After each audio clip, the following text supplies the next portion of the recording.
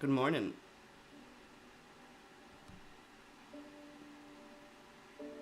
It's that morning coffee right there. Morning and welcome. This is the King Angel Show. Let's have a conversation. Let's chill. I am feeling pretty great today. Decided to just have my morning coffee with people today.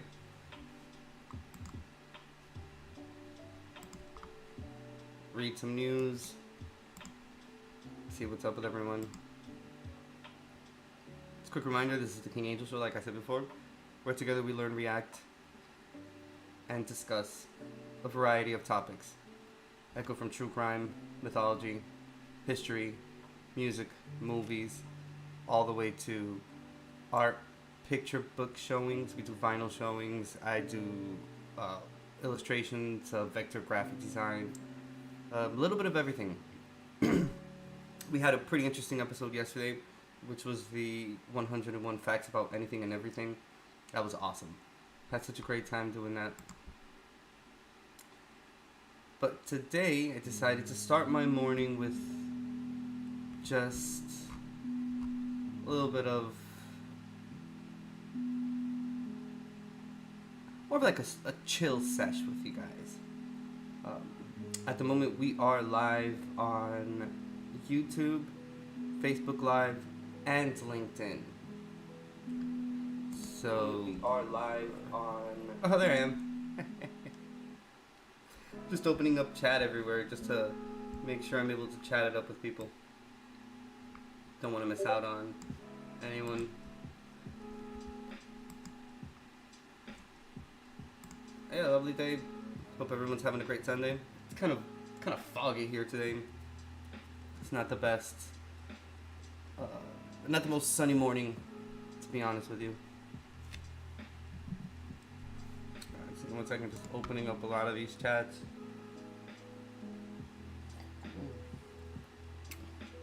If you're wondering, it's just straight up black coffee with sugar. That's what I do every morning.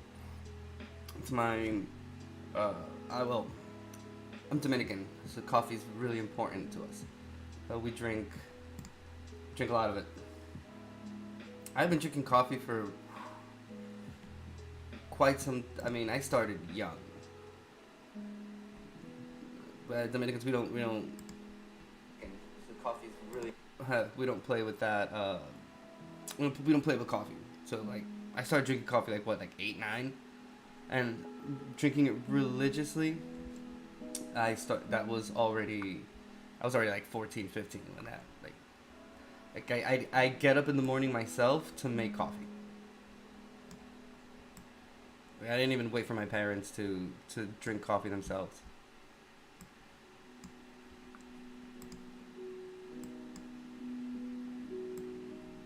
I used to accompany with a cigarette. I don't lie. That was pretty great. But yeah, obviously we know that cigarettes are not the best. Sucks too because it goes so well with coffee. It's crazy.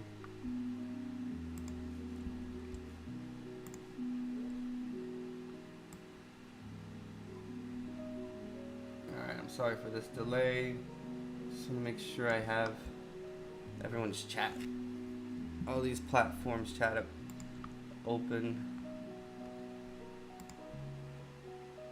If you're having a great day so far, just write it down in whatever part of chat there is.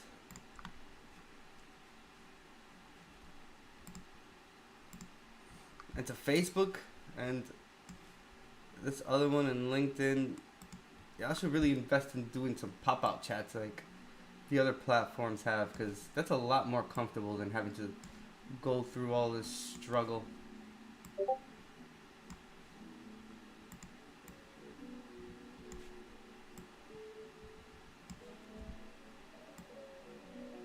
Okay, that should be good. Yay.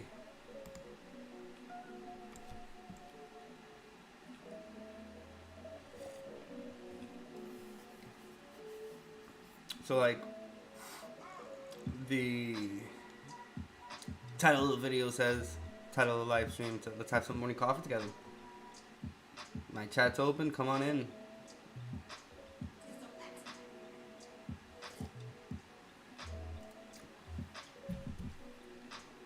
What's up with you? How's everything going on your side? How's life treating you? I know it's pretty hard.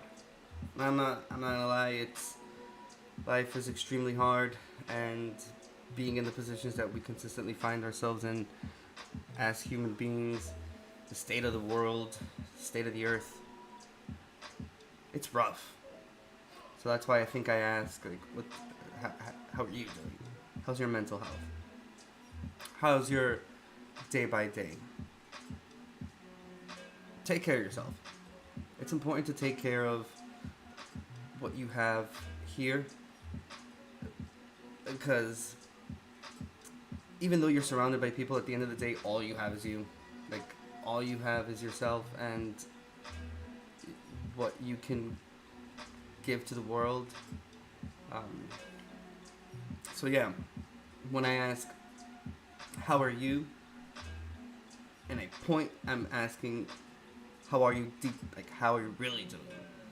Not so much of a fine, I'm doing good. Like, that's normally the answer that people give. And it's understandable. No one wants to dump problems on someone else. No one wants to do that. But just know that there are people that do really care out there. I mean, there are people willing to listen. And I think just know you're not alone. We're all wounded and we're all pretty fucked up. So that's just how life is.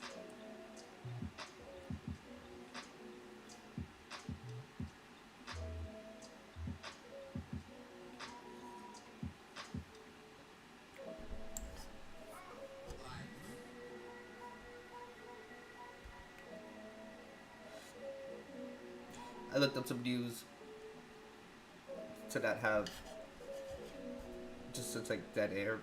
I'm also now thinking of maybe if there's something I could say to, if there's someone out there looking at me, watching me. I think I would say that it's, even though, like I said before, life is pretty hard. I mean, and sometimes it's difficult to believe, but yeah, I mean, as human beings, you're loved in one way or another.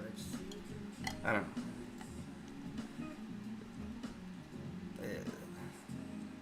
And you're not alone.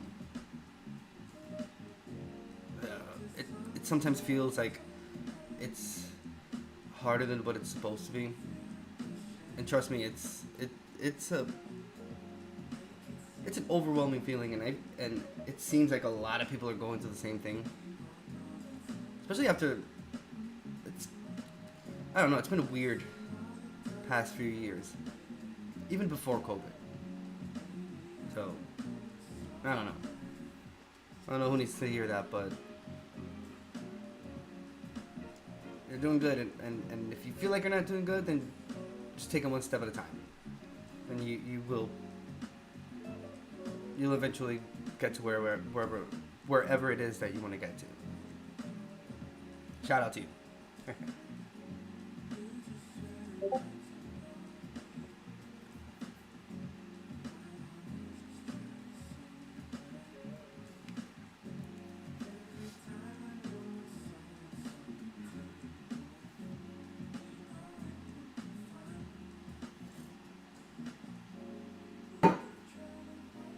put it on on the same table that I have the computer on. Let me write a quick message.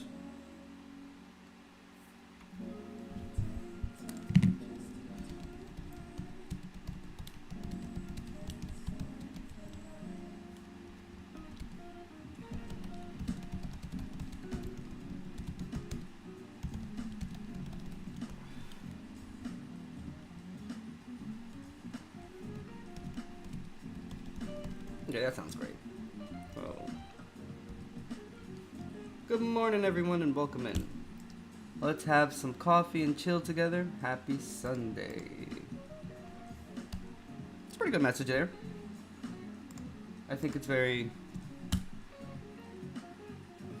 direct.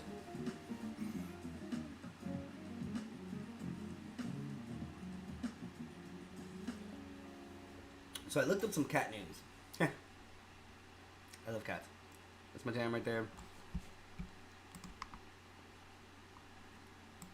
There's crazy cat ladies. I'm a crazy cat man. That's talk to me. You want to have a conversation, let's talk about cats.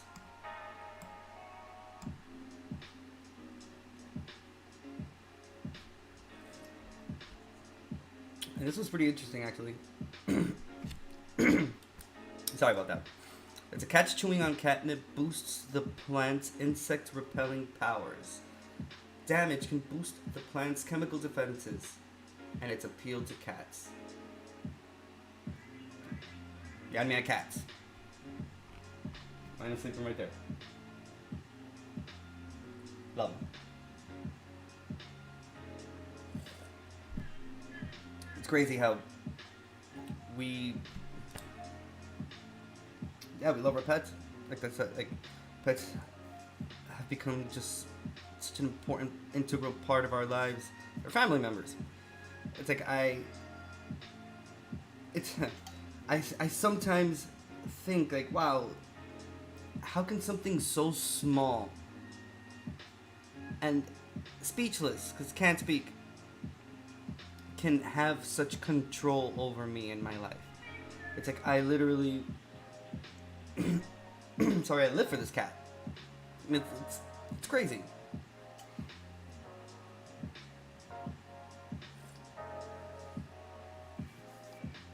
I mean, I don't have kids, so I guess I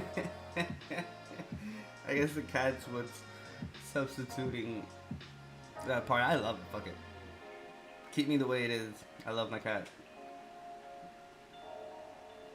And yeah.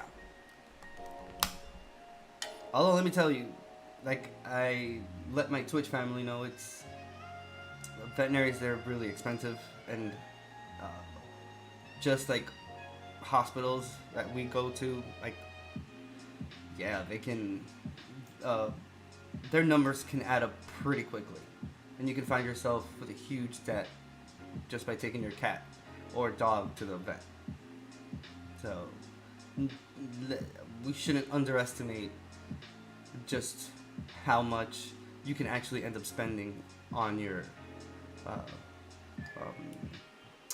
fur baby. I love that shit. Fur baby, man. I'm a cat dad. I love it. I enjoy every minute of it, even the bad parts. Alright, so this was actually published June 23rd, 2022. It says, for many cats, a mere whiff of catnip can send them into a licking, rolling, plant-shredding frenzy. Tisk, tisk. That I did not, now that I remember, I did not, I just rolled right into this. And I didn't even give a quick shout out to small streamers, now that I think about it. Nor did I give out information about myself.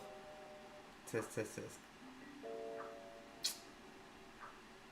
I'm King Angel. I'm your favorite variety streamer. Trying to expand as much as possible. This is the second time I do LinkedIn Live.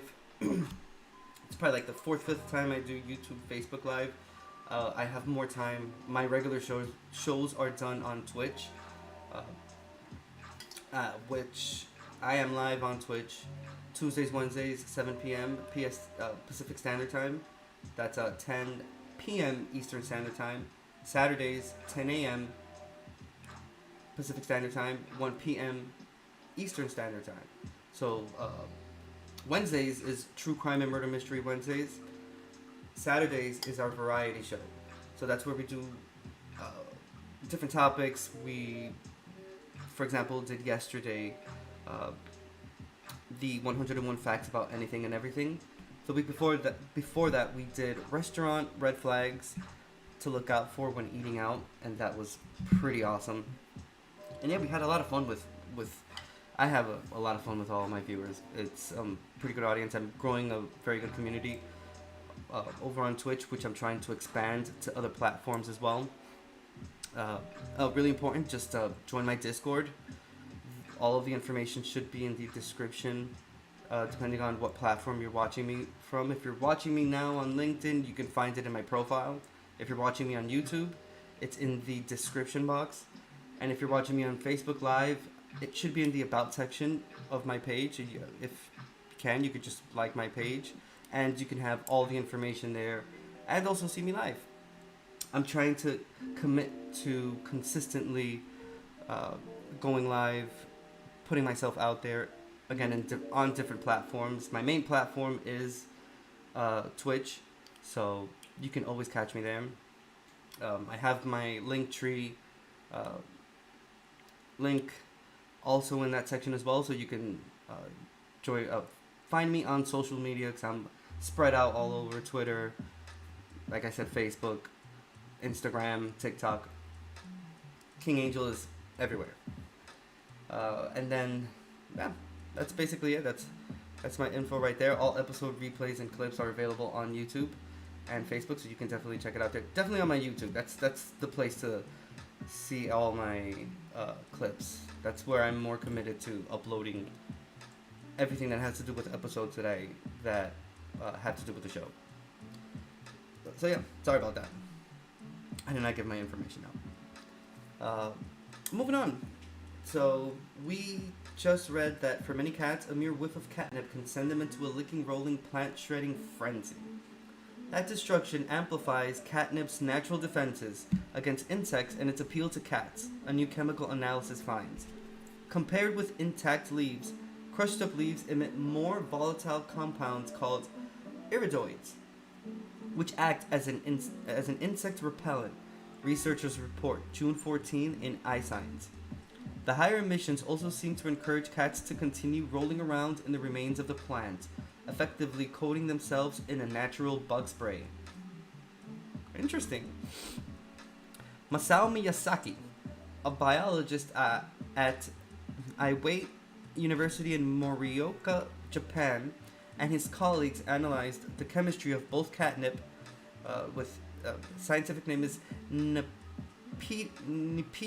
cataria, and silver vine, Actinidia polygama, a plant common in Asia that has a similar euphoric effect on cats. Both plants naturally produce iridoids, which discourage insects from snacking on leaves. As cats toyed with silver vine, the damaged leaves released about 10 times more iridoids than intact leaves did, and also changed the proportion of the chemicals released.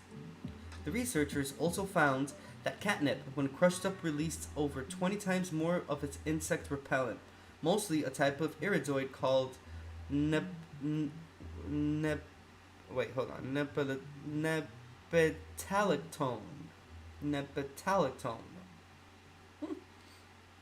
With both plants, lab-made iridoid cocktails mimicking those of damaged catnip and silver vine chased off more mosquitoes than chemical solutions that mirrored those of intact leaves, the study found. The team also presented cats with two dishes, one with intact silver vine and one with damaged leaves. Without fail, the cats would go to the damaged leaf container and lick and play with the dish and roll against it. Interesting.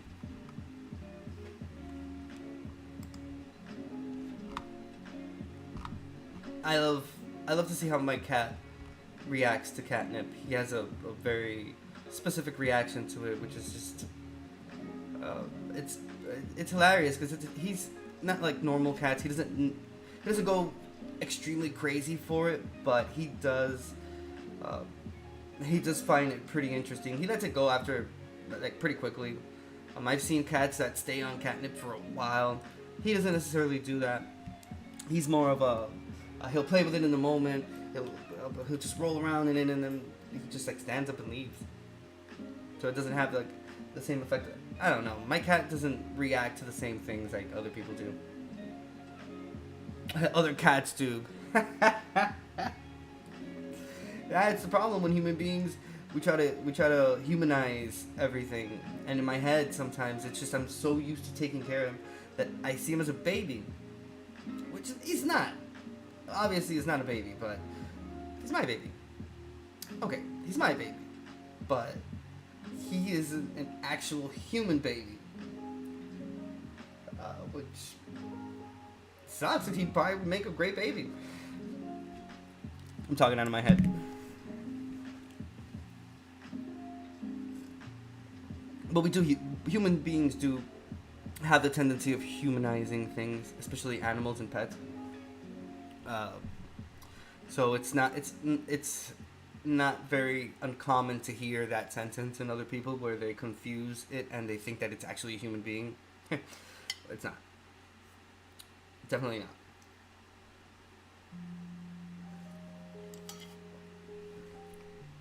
Let's read another one.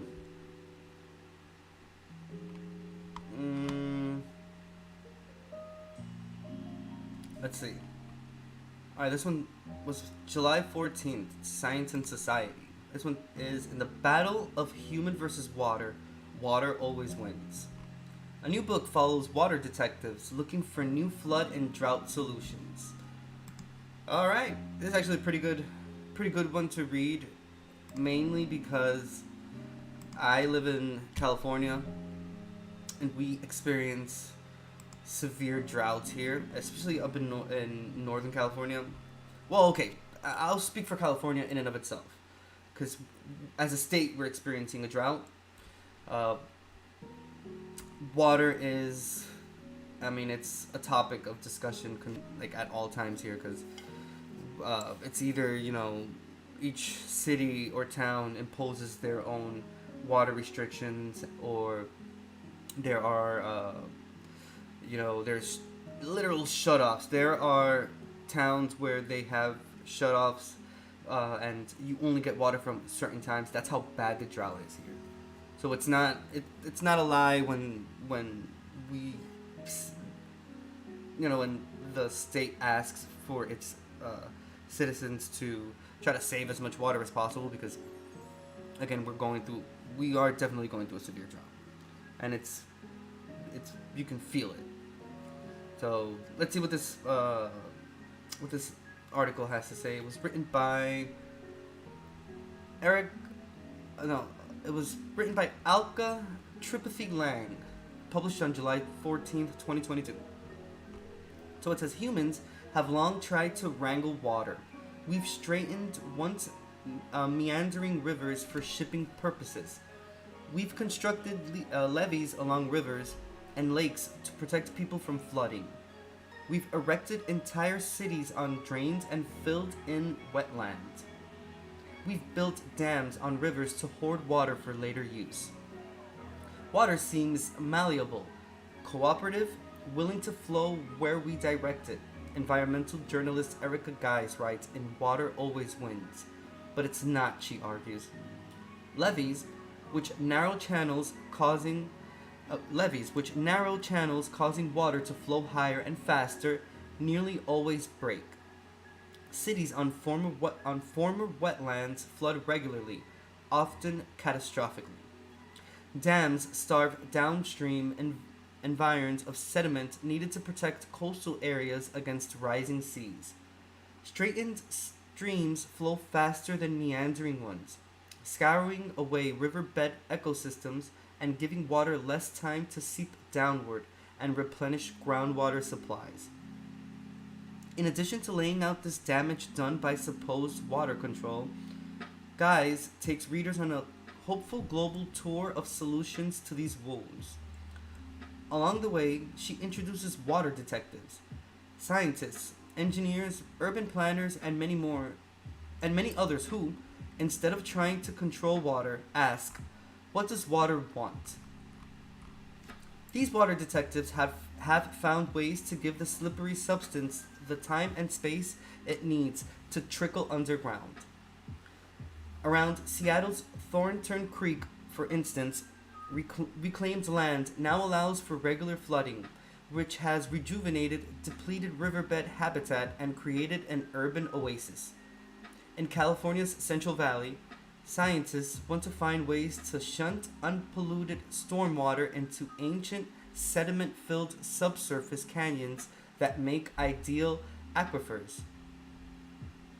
Feeding groundwater supplies will in turn nourish rivers from below, helping to maintain water levels and ecosystems. While some people are exploring new ways to manage water, others are leaning on ancestral knowledge. Without the use of hydraulic mapping tools, indigenous peoples of the Andes have a detailed understanding of the plumbing that links surface waters with underground storage. Researchers in Peru are now studying indigenous methods of water storage, which don't require dams, in hopes of ensuring a steady flow of water to Lima, Peru's populous capital that's periodically afflicted by water scarcity. Interesting.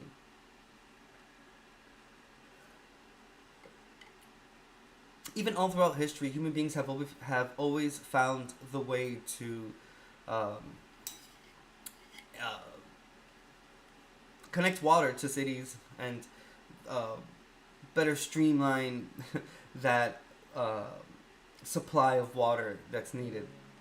Like if you see like even in the ancient times, for example in Rome, which you can still see today if you visit. I haven't been there, but obviously if you go to Italy and and you go to where that city where the Vatican is, you visit Rome and whatnot, you will see you can still see the structures that were used for basically what would be modern day plumbing, and it was those canals that were used for water. So again, yeah, human beings have always found ways to be able to supply themselves with obviously one of the most important things needed, which is water. Again, it's a little comforting to know that at least steps are being taken to try to find ways to be able to here in California better treat this problem that we're going through with drought. It's hard to combat, especially when there's people that don't they don't do the bare minimum for it. So when you have that, plus the fact that it's such a large state that's consistently using water, and it's because of the fact that there's parts of the state that are so dry, it requires more water usage. There's a lot of things grown here as well that also requires water, and basically puts us in the position where we are now. So again, it's a little bit comforting to know that at least steps are being taken for the problem to be somehow resolved. I mean, I know it won't be resolved unless we get 1-2 months. I remember, was it back in 2016 was the first time that we were able to get ahead of the drought, and they were actually talking about us having enough water because it rained so much during that time. And I remember it being 2 months of just consistent rain, which was great because it got to the point where it overflowed the dams. So we were in a pretty good position, but that changed pretty quickly just based off the fact that we never got that amount of water again. It's crazy how I still remember those 2 months of rain, and that has not happened again. We get sporadic rain during specific seasons, So maybe we'll get in like December, January, February. We'll get like rain, but it hasn't been as significant as those 2 months that we had of just consistent rain. Oh, it was so good. I was living in the mountains during that time. It was great. Cheers. If you're drinking your coffee with me.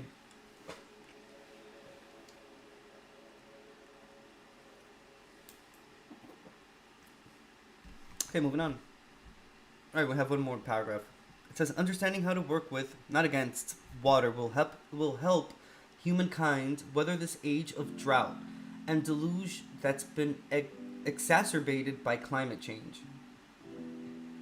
Controlling water, Guys convincingly argues, is an illusion. Instead, we must learn to live within our water means because water will undoubtedly win. True that?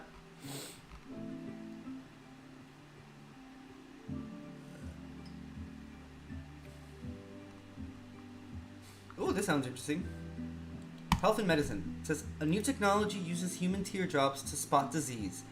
Microscopic particles in teardrops offer intel on what's going on in the body. Ooh, this sounds pretty interesting. Love it.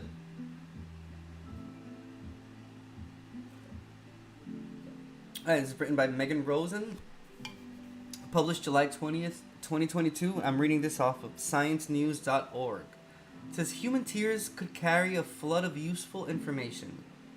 With just a few drops, a new technique can spot eye disease and even glimpse signs of diabetes, scientists report July 20th in ACS Nano. We wanted to demonstrate the potential of using tears to detect disease, says Fei Liu, a biomedical engineer at Wenzhou Medical University in China. It's possible the droplets could open a window for scientists to peer into the entire body, he says, and one day even let people quickly test their tears at home. Holy cannoli, could you imagine?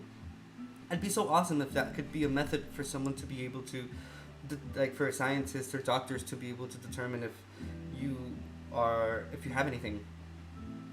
I mean, that's pretty awesome there. And it sounds like something that could be inexpensive, and if you also think about it, you know, there wouldn't be any needles required or anything. You just make yourself cry.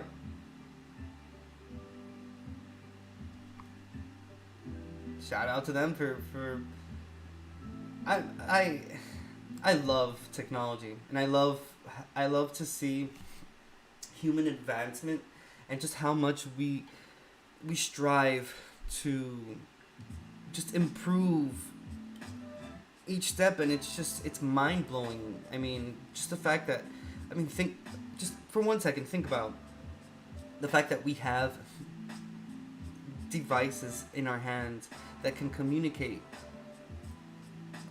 and connect us directly to the world instantly in the palm of your hands. That's insane. I mean, think about it. That's like, that would be something that would have come out, that would have been put into like a science fiction movie as something that the future would hold, and we are living in that future right now. The mere fact that you are able to see me from the comfort of your own home, probably from the same device that I just mentioned right now, is mind-blowing. And I love every step of it. What a time to be alive, is basically what I'm trying to say. And this article proves it even more. Because, again, if they're able to detect, let's see what the article says. But if they're able to detect diseases and potential illnesses that could be in the body or could arise through teardrops, that'd be amazing. That would save so much. That would save a lot of people a lot of pain. They could, and depending on what could be determined by it, it could be a huge game changer. So let's see what it says. Okay, so like saliva and urine, Sorry, a little bit of allergies there, but like saliva and urine, tears contain tiny sacs stuffed with cellular messages. If scientists could intercept these microscopic mail bags, they could offer new intel on what's happening inside the body. But collecting enough of these sacs, called exosomes, is tricky. Unlike fluid from other body parts, just a trickle of liquid leaks from the eyes. So Liu's team devised a new way to capture the sacs from tiny volumes of tears. First, the researchers collected tears from study participants. Then, the team added a solution containing the tears to a device with 2 nanoporous membranes, vibrated the membranes, and sucked the solution through. Within minutes, the technique lets small molecules escape, leaving the sacs behind for analysis. The results gave scientists an eyeful. Different types of dry eye disease shed their own molecular fingerprints in people's tears, the team found. What's more, tears could potentially help doctors monitor how a patient's diabetes is progressing. Whoa. Now, the scientists want to tap tears for evidence of other diseases as well as depression or emotional stress, says study co-author Luke Lee, a bioengineer at Harvard Medical School. This is just the beginning, he says. Tears express something that we haven't really explored. Well, damn. That sounds pretty dope. Hell yeah.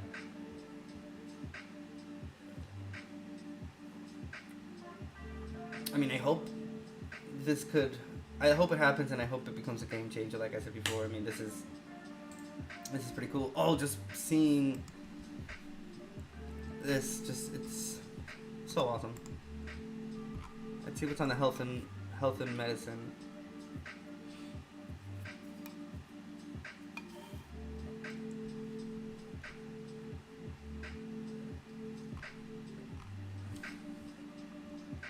Hope everyone's having a great day so far. Happy Sunday. End of the week for some, start of the week for some. However you see it, I hope you have a great day today. Stay safe, stay hydrated.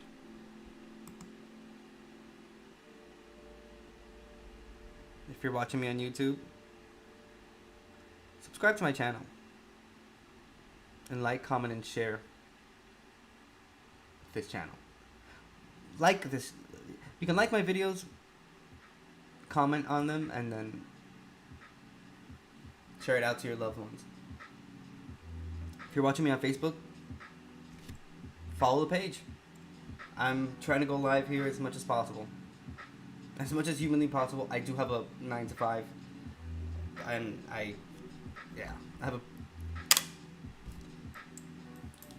I'm busy a lot. So being here with you, it makes it all better, and I enjoy it very, very much.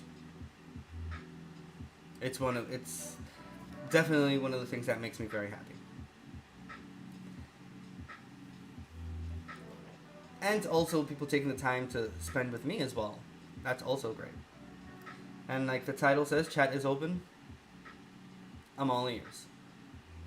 Good morning.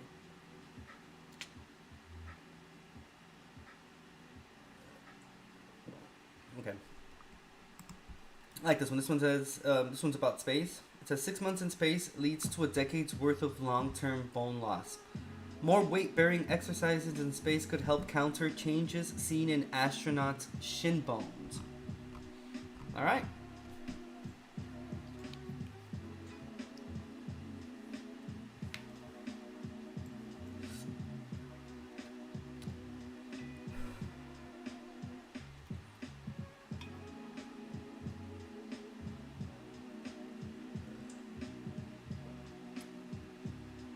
Chat, how do you drink your coffee? Let me know, either in chat, whatever side chat's on. Just write it down. How do you drink your coffee? Do you drink it in the morning? And here's why I ask that. I know people that drink coffee late at night. I know people that have to drink coffee before they go to sleep. So there's a reason why I asked that specifically.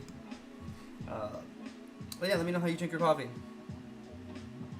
again, coffee is extremely important for me. It's ingrained in my system. Here's to the point that coffee's this important to me. I, for example, like, okay, I don't like, I'm not much of a fan of staying at people's houses, but when I do, it's specific people that I know, like, I'd be comfortable staying at their house, and it's mostly because of comfort. I'd rather stay at a hotel. But when I do stay at people's houses, again, it's specific people, and they know this. I always take it's either a little bag, or I take one of those picnic baskets, small picnic basket that my wife has, and I always take my coffee, grains, and specific coffee, because I buy my coffee local. I've been buying it from the same company for years now. They make the best coffee. Like, I've tasted other ones. I'm not much of a fan. I drink it if I have to, but I always try to always have my own coffee. And I have my own, so it's the Italian coffee makers, the ones that you put on the stove. So it's that, and my coffee and sugar. Because you never know, some people don't drink coffee, some people drink coffee with honey, some people don't consume sugar at all. I've seen myself in all of those situations. So I think it's my own experience has showed me that, I don't know, I guess I'm an old timer, right? But I always have like my own stuff with me. So coffee is definitely something that I need in the morning. I drink it religiously. It's again part of my routine to this point. Like I couldn't see myself not drinking it. And again, I had that picnic basket. I always have my coffee grinded. I grind it at home, and it's anywhere I go that they have a stove, I'm taking my coffee with me. Because it's that important. And again, it's crazy how something how you can become addicted to something like coffee, because it's an addiction to this point. Like, I've been drinking it, I was 8 when I started drinking coffee. I'm 38 now, so you do the math of how many years I've been drinking it. Love it. Every morning. Like, I don't even eat breakfast. Coffee. That's my jam. And I only drink one. I don't drink more than that. I am completely satisfied with 1 cup of coffee, but it's a full cup of coffee, black, sugar only. That's it.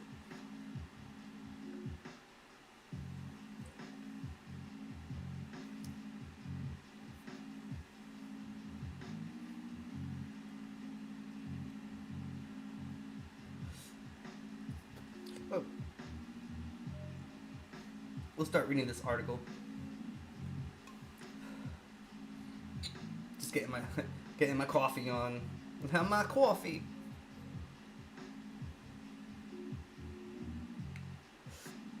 It used to be coffee and a cigarette, but I switched over to Juul.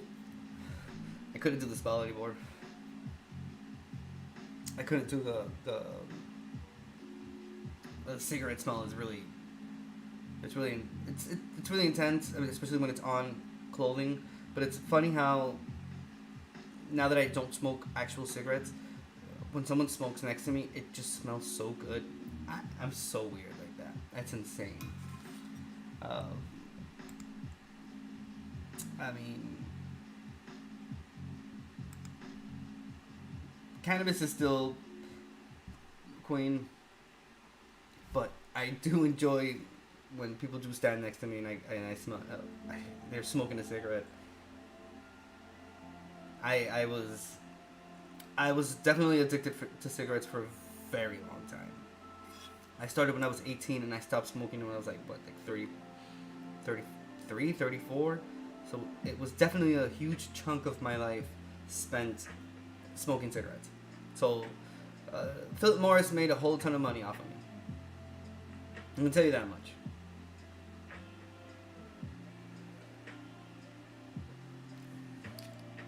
Alright, so let's read this one. Like I said, I didn't say it. Well, I'll say it now. It was written by Liz Cruesi, published June 30th, 2022. It says you might want to bring your dumbbells on that next space flight. During space missions lasting 6 months or longer, astronauts can experience bone loss equivalent to 2 decades of aging. A year of recovery in Earth's gravity rebuilds about half of that lost bone strength, researchers report June 30th in scientific reports. Bones are a living organ, says Leah Gable, an exercise scientist at the University of Calgary in Canada. They're alive and active, and they're constantly remodeling. But without gravity, bones lose strength. Gable and her colleagues tracked 17 astronauts, 14 men and 3 women with the average age of 47, who spent from 4 to 7 months in space.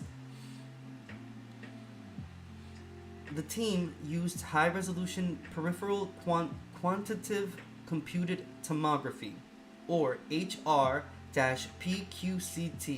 which can measure 3D bone microarchitecture in scales of 61 microns, finer than the thickness of human hair, to image the bone structure of the tibia in the lower leg and the radius in the lower arm. The team took these images at 4 points in time: before spaceflight, when the astronauts returned from space, and then 6 months and 1 year later, and used them to calculate bone strength and density. Astronauts in space for less than 6 months were able to regain their pre-flight bone strength after a year back in Earth's gravity. But those in space longer had permanent bone loss in their shin bones, or tibias, equivalent to a decade of aging. Their lower arm bones, or radi, showed almost no loss, or showed almost no loss, likely because these aren't weight-bearing bones, says Gable. Increasing weightlifting exercises in space could help alleviate bone loss, says Stephen Boyd, also a Calgary exercise scientist. A whole bunch of struts and beams all held together give your bone its overall strength, says Boyd. Those struts or beams are what we lose in spaceflight.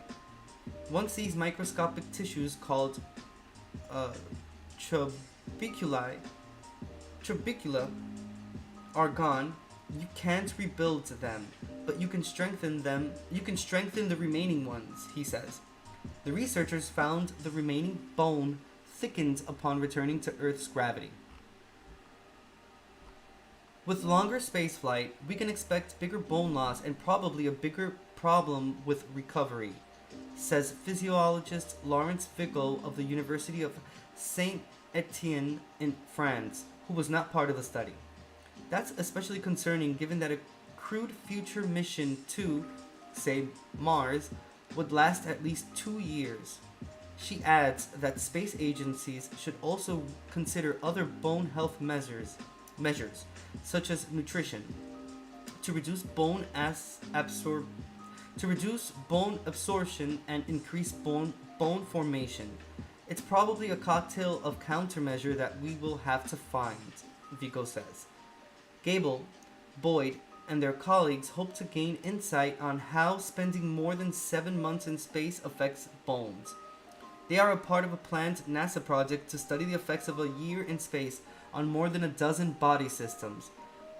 We really hope that people hit a plateau that they stop losing bone after a while, says Boyd.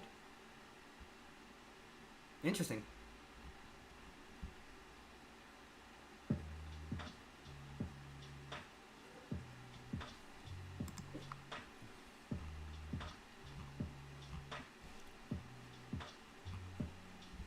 Okay. Let's see what else we can read.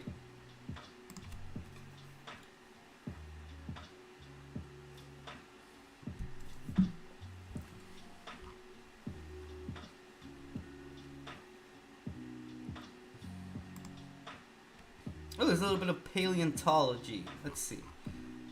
This one's... Okay, let's see what it says. It says 50 years ago, the dinosaurs' demise was still a mystery. This one was published...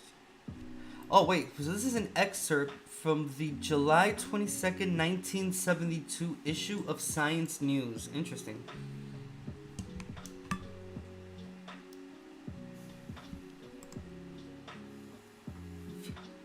Want to give a little quick shout out to everyone that's watching me on LinkedIn.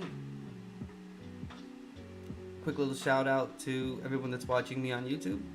And another shout out to those that are watching me on Facebook Live. Y'all are all amazing. Thank you for your continued support. Thank you for allowing me the opportunity to entertain you and to spend some time with you. Again, just a quick reminder, join my Discord. Information should be in the description or about section. I'm trying to grow that Discord community as much as possible, and it's geared towards like-minded individuals that are interested in a variety of topics like true crime, murder mystery, history, mythology, culture, am I the antagonist, a little bit of everything, books, art, music. Again, like-minded individuals that want to engage and connect, just go ahead and join that Discord. It's in the about or description section, and I'll see you there. Moving on.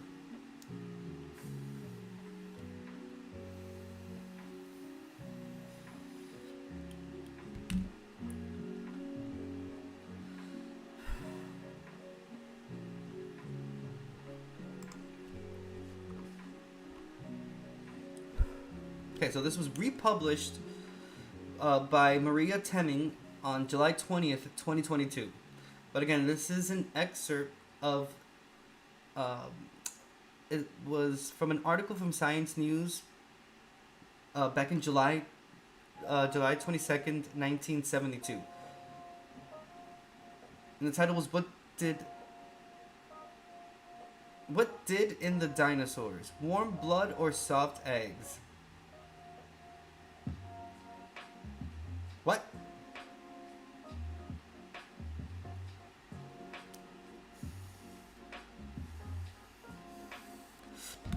This was actually a little bit shorter. It only has like 2 paragraphs on it. So it has like the excerpt, and then it has the other paragraph underneath, which is the update. So the first one is, dinosaurs may have been endothermic or warm-blooded. The combination of large size, endothermy, and naked skin may explain the extinction of dinosaurs. About 65 million years ago, there was a sharp drop in temperature. Dinosaurs, lacking skin insulation and too large to burrow underground, could not survive. Meanwhile, evidence has come that the shells of their eggs became progressively thinner, too fragile to support the growing embryo. Here's an update. Some dinosaurs may have been warm-blooded and could have laid soft-shelled eggs, but neither trait led to the reptile's demise. In the late 1970s, geologists proposed that an asteroid strike triggered a mass extinction, killing more than 75% of life on Earth. That theory is now widely accepted. Scientists have even found the killer's calling card, a crater about 180 kilometers wide on the coast of the Yucatan Peninsula in Mexico. The asteroid probably crash-landed there in the springtime 66 million years ago, fossils hint. Okay, so this has a link to this. Okay, so it says killers. Okay. I clicked on one of the links and it led me to Devastation Detectives Try to Solve Dinosaur Disappearance, retracing the terrifying, mysterious final days of the dinosaurs. This was published by Thomas Sumner, January 25th, 2017. Below the shimmering turquoise waters of Mexico's Yucatan Peninsula lies the scene of a prehistoric mass murder. In a geologic instant, most animal and plant species perished. Drilling through hundreds of meters of rock, investigators have finally reached the footprint left by the accused. Earth's most notorious space rock impact, Chicxulub, the dinosaur killer.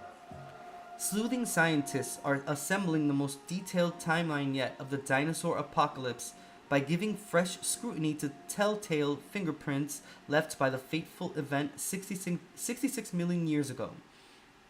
At the impact site, Mountains formed in mere minutes where an asteroid, or maybe a comet, crashed onto Earth's surface, the new work reveals. In North America, a towering tsunami buried plants and animals alike under thick piles of rubble. Around the world, skies darkened by the resultant debris chilled the planet for years. But the asteroid may not have acted alone. Life may have been already in trouble. Growing evidence points to a supervolcanic accomplice. Outpourings of molten rock and caustic gases in what is now India may have acidified the oceans and destabilized ecosystems long before and after the Chicxulub impactor hit. The jolt of the impact may have even boosted the eruptions, some researchers argue. As more clues have been uncovered, many of them conflicting, the identity of the dinosaur's true killer, impact, volcanism, or both, has become less clear, says Paul Wren, a geoscientist at the Berkeley Geochronology Center in California.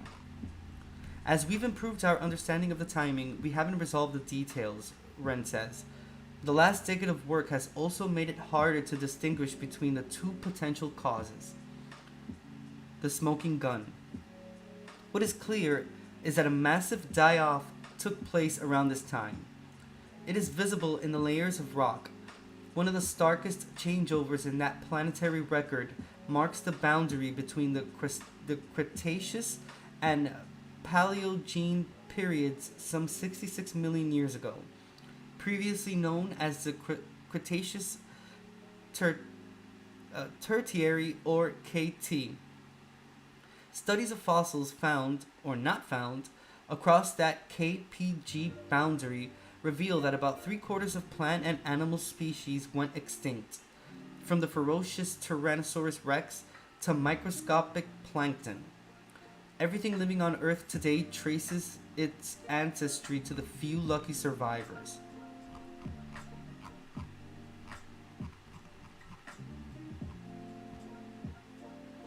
Over the years, scientists have blamed many suspects, from global plagues to a planet-frying supernova, for this catastrophic die-out.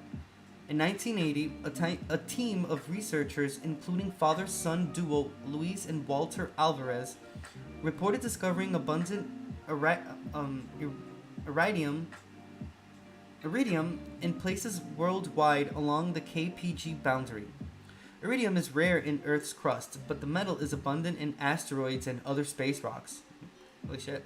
The finding was the first hard evidence of a killer asteroid impact, but without a crater, the hypothesis couldn't be confirmed. Piles of impact debris led crater hunters to the Caribbean. 11 years after the Alvarez paper, scientists at last identified the smoking gun. A hidden crater circling the coastal Mexican town of Chicxulub, Puerto. The crater actually had been discovered in the late 1970s by oil company scientists, who used variations in Earth's gravitational tug to visualize its 180-kilometer wide outline. Word of that find, however, didn't reach crater hunters for years. Based in part on the gaping size of the depression, scientists estimate that the impact released 10 billion times as much energy as the nuclear bomb dropped on Hiroshima. Holy cannoli. That's big, but questions have remained about how the impact might have caused so much death and destruction worldwide. To find answers, scientists have recently returned to the scene of the crime. Now they call it the scene of the crime. Holy shit, that's pretty interesting. And to think that, scientists estimate that that impact was 10 billion times more energy than the nuclear bomb that was dropped on Hiroshima. That's crazy. That's, even the thought of that is pretty chilling.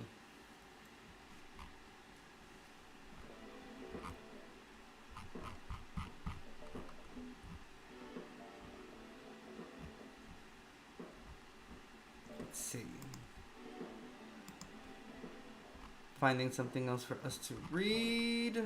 Okay, so we'll move on a little bit from science and we'll go into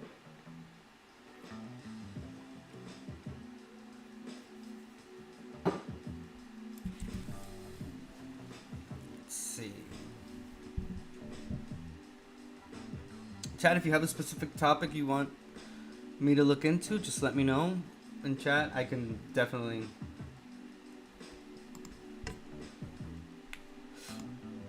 search for some interesting news, which is exactly what I'm gonna write on Google. Let's see. So all that's interesting.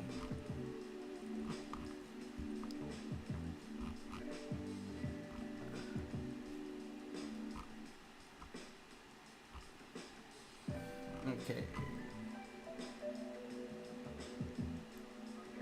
All right. So we actually have a.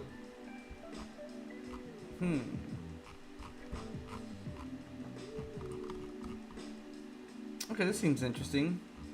As you all know, and if you don't know, now you know, or you're about to know, I have my true crime and murder mystery Wednesdays. That's when I normally cover cases. We do fascinating horror, and it's live reaction and discussion of those cases. We have such fun with them. We've covered cases ranging from the Chris Watts case to Stephanie Lazarus. We did this one about the Matuzowitz family as well. All pretty interesting. On All That's Interesting, there's actually an article about it's related to true crime, and yeah, I'm gonna read it. Why not? So it says New Jersey's Princess Doe was just identified 40 years after her murder. Okay. So it was written by Kalina Fraga, and it was checked by John Kurowski. Published July 18th, 2022, and it was updated on the 19th. So last week. Perfect.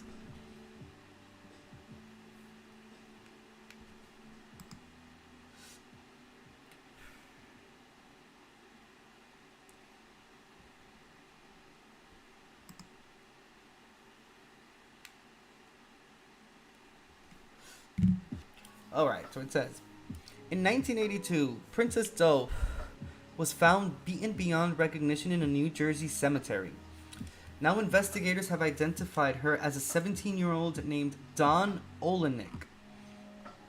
40 years ago, the remains of a teenage girl beaten beyond recognition were found in a graveyard in Blairstown, New Jersey. Dubbed Princess Doe, she was buried by locals, who always wondered about her identity. Now, thanks to DNA evidence and the confession of a convicted killer, Princess Doe has finally been identified as Dawn Olenek. What's more, investigators have also named her suspected killer, Arthur Kinlaw. The discovery of Princess Doe. So, on July 15th, 1982, a gravedigger named George Keese noticed a crucifix and a chain lying in the dirt at Cedar Ridge Cemetery in Blairstown, New Jersey. According to a statement from the office of the prosecutor in the county of Warren, New Jersey, Keyes found the body of a badly beaten girl nearby. Partially decomposed, the unidentified girl wore a red and white skirt and blouse, but no undergarments, stockings, shoes, or socks. And though an autopsy performed a day later revealed that she died from blunt trauma to the face and head with multiple fractures, according to the prosecutor's statement, her identity eluded investigators. The mystery unsettled and horrified residents of Blairstown, New Jersey, who decided to give Princess Doe a proper burial. 6 months after Keyes found her body, he dug her grave. Princess Doe was laid to rest beneath a headstone that read, "Princess Doe, missing from home, dead among strangers, remembered by all." Damn. It's crazy. But though tips came from across the country and Princess Doe became the first person entered into the FBI's new missing persons database, according to the New York Times, her murder went unsolved for decades. It wasn't until 2005 that a killer's confession changed everything. How investigators identified Dawn Olenek. In 2005, a convicted killer named Arthur Kinlaw wrote a letter to police saying that he wanted to confess to another murder. According to the New York Times, Kinlaw had previously been charged with killing a girl and dumping her body in the East River. In 2005, Kinlaw, who police believed had run a prostitution ring, wanted to tell investigators about a young woman he'd murdered in New Jersey. However, police could not corroborate Kinlaw's claims until they identified Princess Doe's body. and that would take another 17 years. Wow. According to Lehigh Valley Live, investigators had collected DNA evidence from Princess Doe, but it was only in recent years that they were able to test her remains. In 2007, the University of North Texas Center for Human Identification analyzed her skeleton. And in 2021, according to CBS News, the Astria Forensics Lab studied DNA from her tooth and eyelash. They were able to extract DNA from samples that are degraded or otherwise would provide no value. Carol Scheitzer,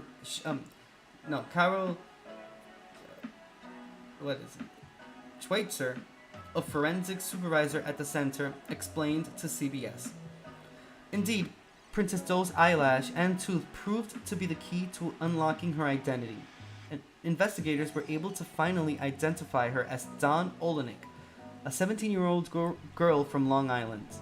And from there, other details about Princess Doe's life and death fell into place.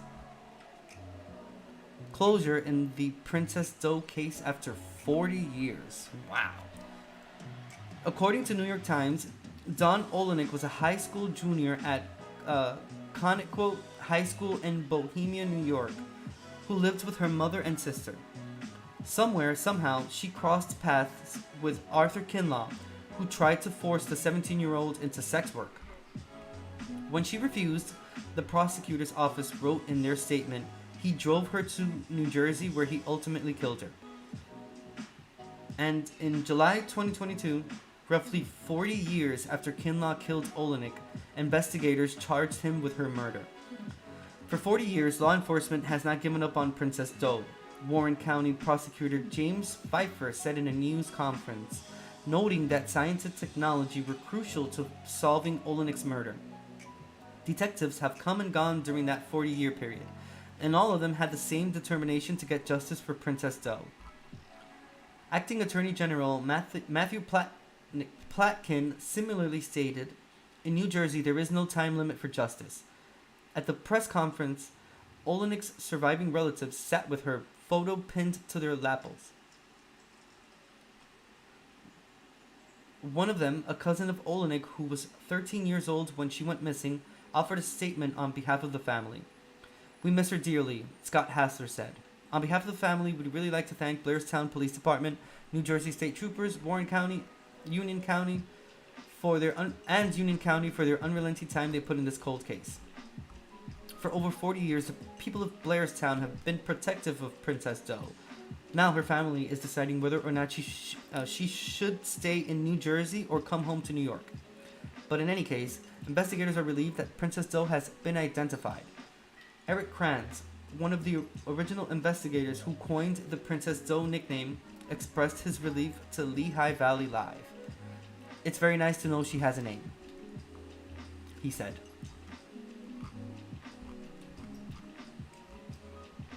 Glad that's over with. And they were able to find her, and even after like 40 years.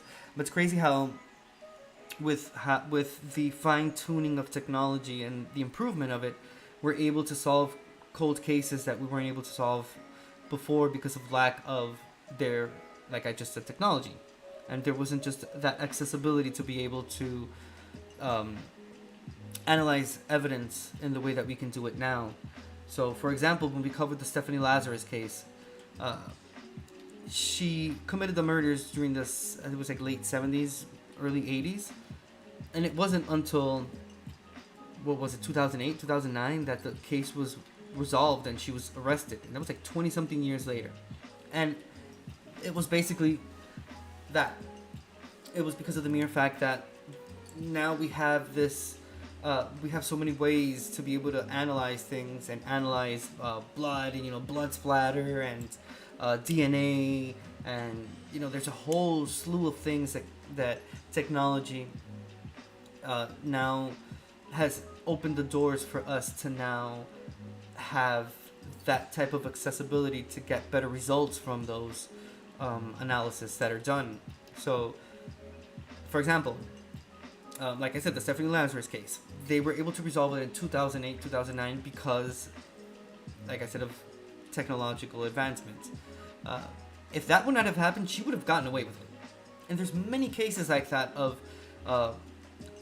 crimes that have been committed throughout time, and people thought that, and they thought that they were going to be able to get away with it. But I'll give you a perfect example, like the Golden State Killer. He thought it was going to get away with it, but advancements in technology, and especially in the field of DNA analysis, and the 23andMe, and that whole all of these tests that are now available for us to be able to determine our ancestry.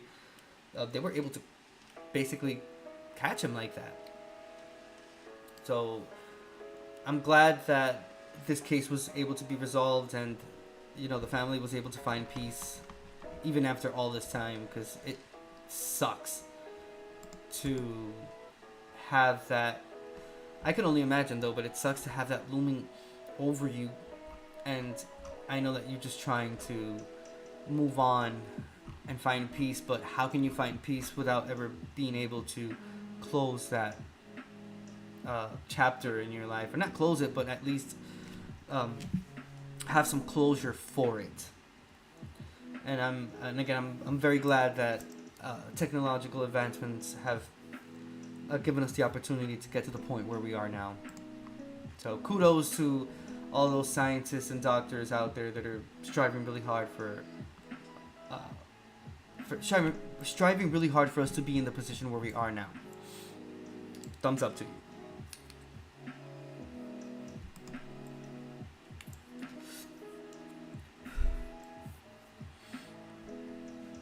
Whoa, okay. This Oklahoma man strangled his fishing buddy to death and blamed it on Bigfoot. I mean, why would I not read this? Also by Kalina Fraga, checked by Jacqueline Anglis. And this is published July 13th, 2022, and it was updated July 14th, 2022. And all this is from allthat'sinteresting.com. So you can always read it from, reread whatever I am reading now.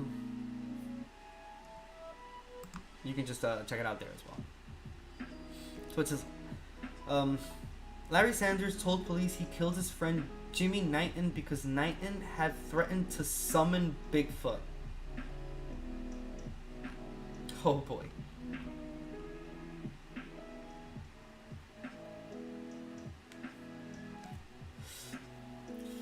I'm gonna stretch for this one, but this is gonna be good.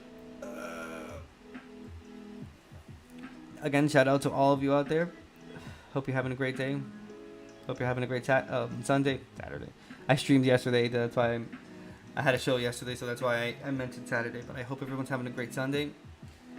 As you can kind of tell, it's still kind of a grayish day. Kind of a grayish Monday morning. I'm sorry about that. And I'm not even going to front and say, like, oh, it's because it's early. I wake up extremely early, so it's not because of that. There was a glitch in the Matrix there.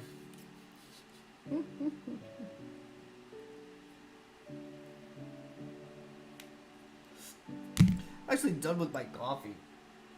It sucks. I don't like making more coffee, though. Because I know I'm not going to drink the whole thing, so when I go low on coffee, I'll start drinking my other drink. Give me one quick minute. Let me go ahead and let me get that real quick.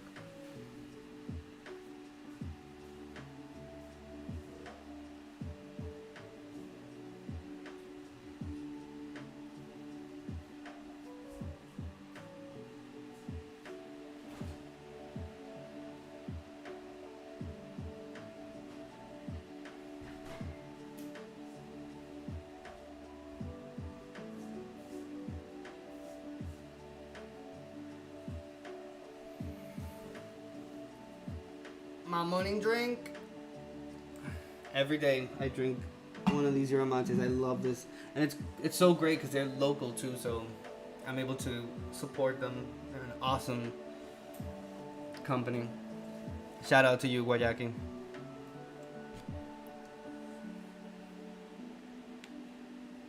Shout out to all of you too for being here. I really appreciate it. Thank you. Uh, Again, just want to constantly remind, I do have that Discord. You can join. Uh, if the link isn't working, send me a message. I'll most definitely hook you up with that Discord link. Um, Trying to grow that community.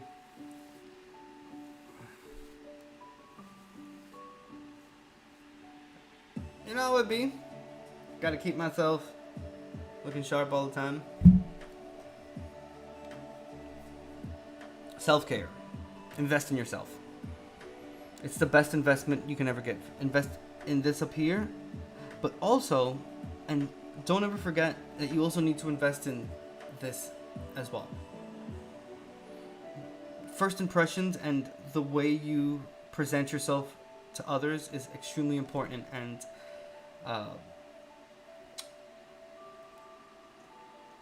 the first thing people do when they see you is judge you. It's human nature for it to happen. We as a species would not have been able to survive up until this point if we would not have judged the situation and analyzed your surroundings, and you don't just go up to a lion and you're like, oh, you want to go pet it because you think it has a great personality. Hey buddy, hey bud, come here, let me pet you, come here. I'll maul your arm off. So it's always been based off of the judgment that that what you see. So why not present yourself the best way you can at all times? I mean, you're not gonna go out with a suit, but again, the way you carry yourself, people tend to judge you firsthand before they even meet you. I mean, you can have the nicest personality in the world, and if you don't carry yourself correctly, some people, like, you don't even get the time of day, and you could be the nicest person. So definitely invest in your self-care, in yourself. If all you have is you, why not make it the best you possible? I don't know. It's just food for thought coming from one human being in this world. I mean, what do I know? I may not know much though, but what I do know, I can safely express because it's worked for me up until this point. Again, it's the way you present yourself, the way you carry yourself. People tend to the approach that you get from people is very different. And since respect is a two-way street, you respect me, I respect you. The way you carry yourself helps out a lot more with the level of respect that you get. Inadvertently, the better you carry yourself, the more people tend to respect you. Even if that could dissipate quickly with the way your personality is and the way your attitude, and like your attitude can completely destroy your image and the way you carry yourself. But even if for that small glimpse of time, like even if for that moment before someone meets you and they're able to meet the true you and your personality, they see who you are. Like they're seeing you, like how you carry yourself and how you present yourself. So keep that in mind. Invest in you and in your self-care and in this, because this is at the end all you have. So food for thought there for this early in the morning coffee chit chat.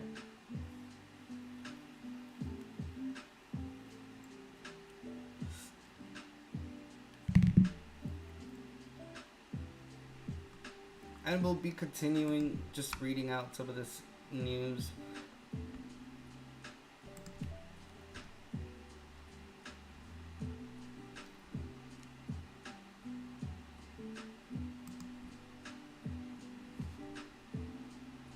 All right, Larry Sanders. What's up? Oh, wait, let me open this first.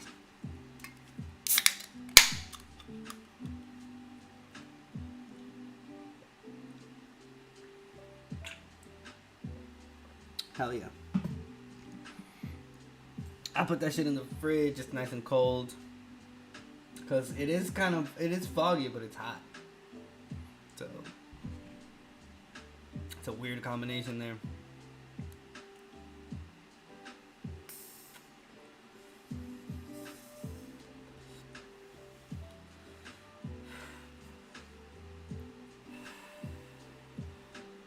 What a great way to start a morning.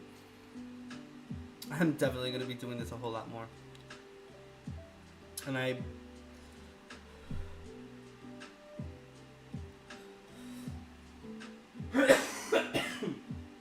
sorry about that.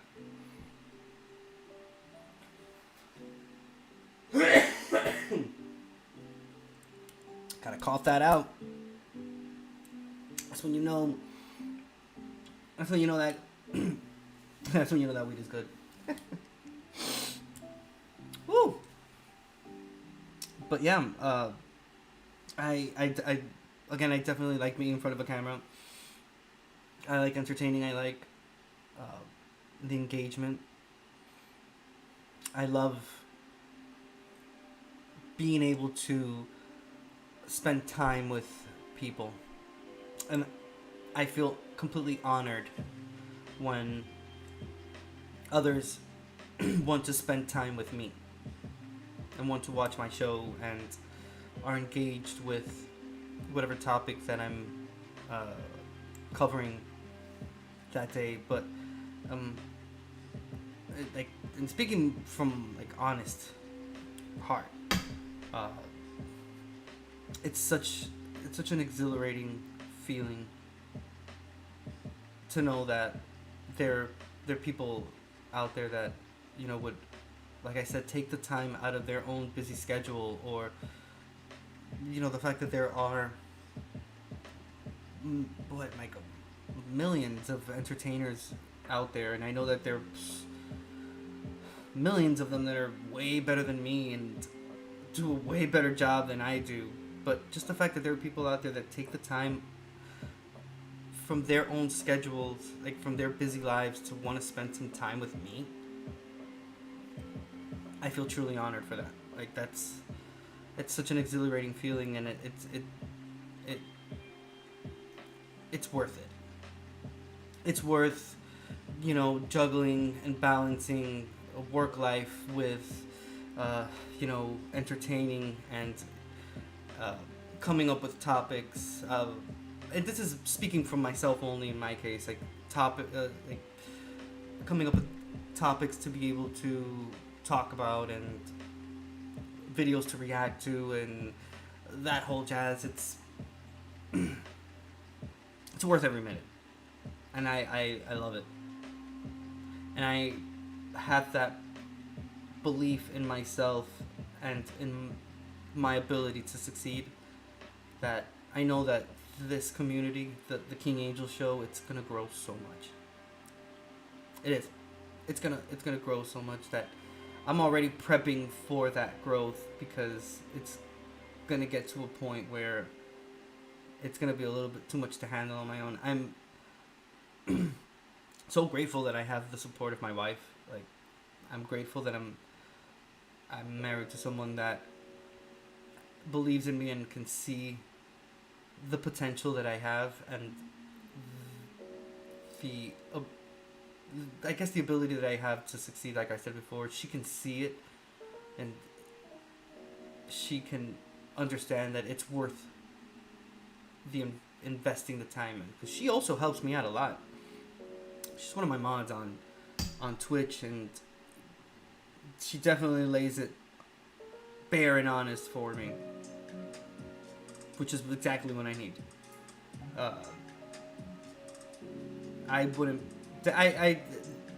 This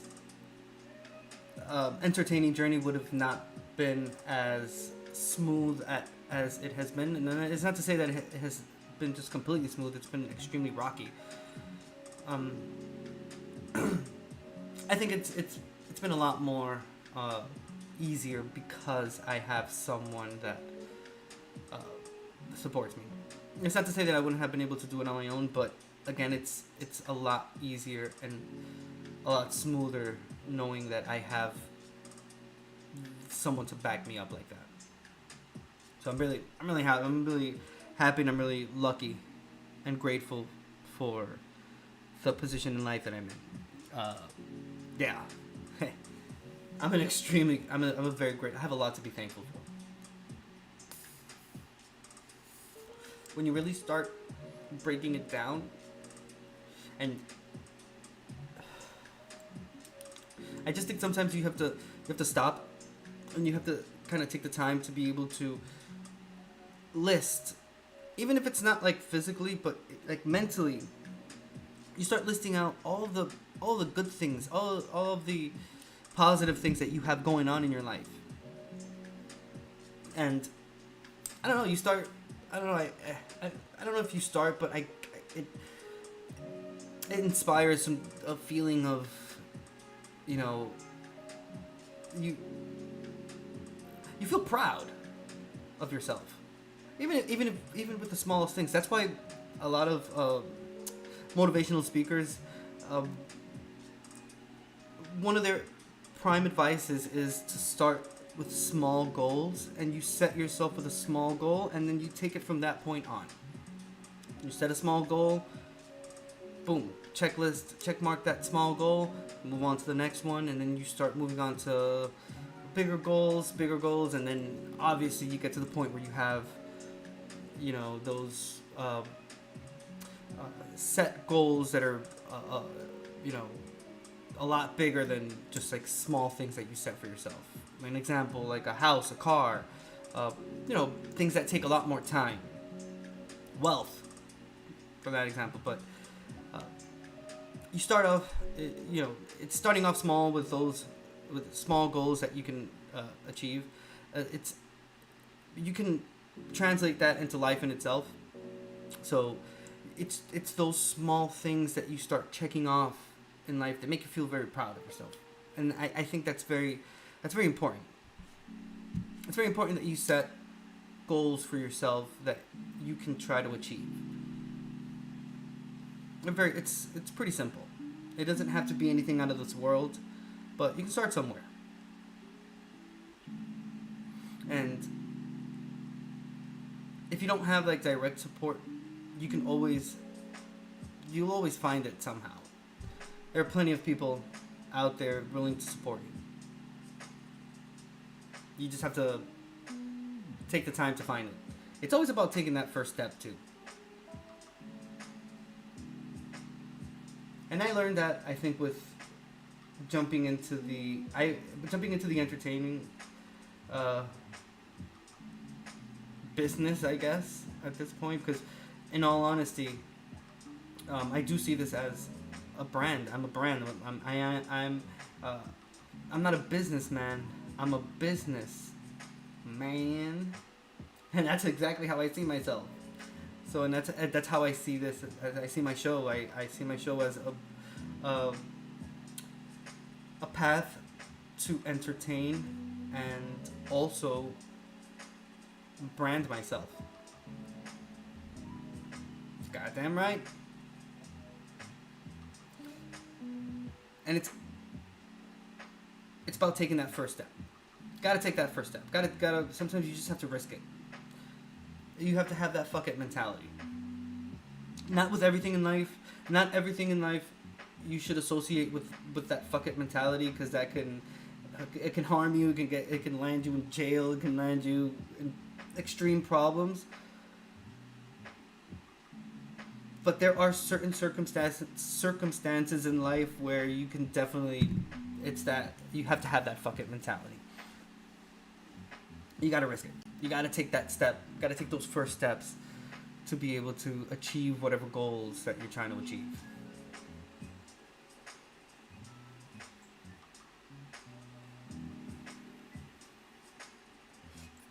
And it's funny because, me personally, I'm against motivational speakers. Especially the ones that make money off of it. I don't understand Like if you're already rich because of what you did, why are you charging people so much money for you to, like, I don't get it. It doesn't go hand in hand with me. So yeah, I don't yeah, I see a lot of um I see a lot of motivational speakers, kind of like I see like televangelists and stuff like that. Like it's just easy way to make money.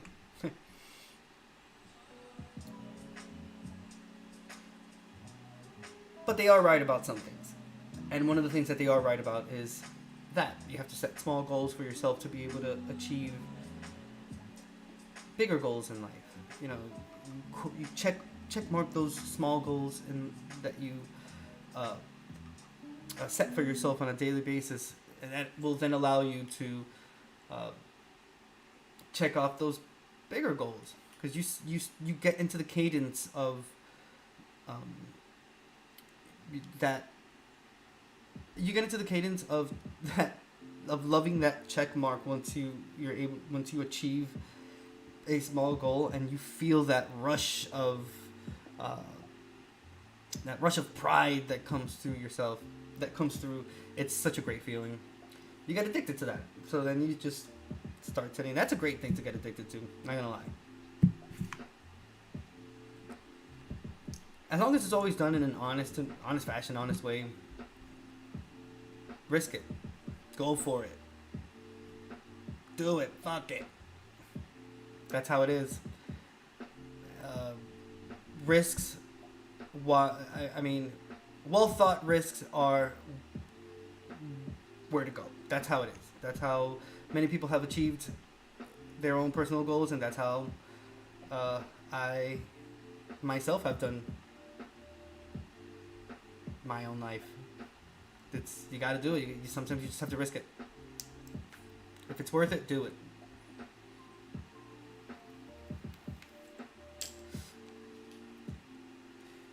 Crazy. We're gonna read about Larry Sanders now. I went on a little tangent rant there, but I have a lot of thoughts about life, and while I am not in any way, shape, or form a millionaire, or I most definitely have not found the way to anything, I can't say that at least I've had a lot of experiences during my path that I have learned from, and I think I can add some food for thought to people. Yeah.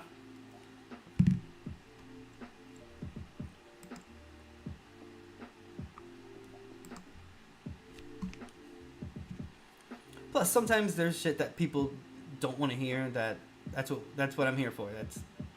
Sometimes you just gotta be a little honest. Pick what you want to risk in life, but also, if it's not worth it, it's not worth it. It's not gonna be worth it. If it's not worth your time or your energy, then just don't even waste your time. Time is so precious. You only have a certain amount of time in this world. Do you really want to waste it on things that are going to subtract from it? Think about it. I don't know. You tell me. Time.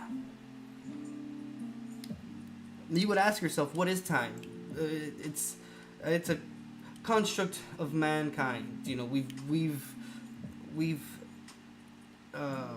We've had to create, I guess, something that could comfort us, and help us understand the passing of things, from one point to another, why we are born and then die of old age and whatnot.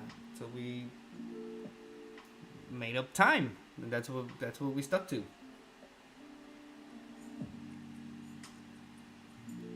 And yet it's so important, and people tend to play with something that's so important, like your time. Your time is so valuable. If you would only understand that, how deeply important your time is, and how it should just not be wasted in that manner, and doing things and things that don't benefit you in any way, that don't make you happy, that don't make you money.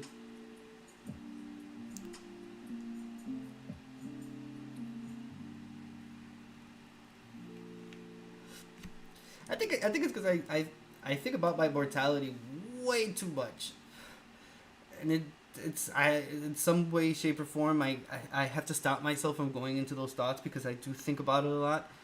But I think that sometimes you do have to think about it, because that kind of makes me, you know, it kind of makes me set boundaries, and it's helped me realize that, you know, your time on this world is limited. You don't. It's not. We're not. It's not. It's finite. You don't. You only have a certain amount of time, and for people to just waste it in that manner, or for there's, you know, people don't care about other people's time. It's, again, time is so valuable. You only have a certain amount of it. That's how it works. Like, don't waste your time on things that don't have any meaning or don't bring any happiness or benefit to you or your life. Like, it's not worth it.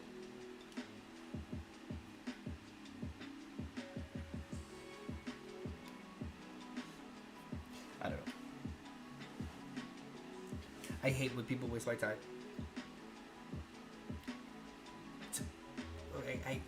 Why? Why waste my time? It's like, if you only have a certain amount of time in this world, why the fuck are you wasting mine? It's bad enough that we have to work every day. You have to, you have to work to survive. You have to make money, and everything is expensive, and you have to buy stuff, and it's the constant pressure of the world. It's bad enough. And then on top of that, you have people wasting other people's time. Get out of here.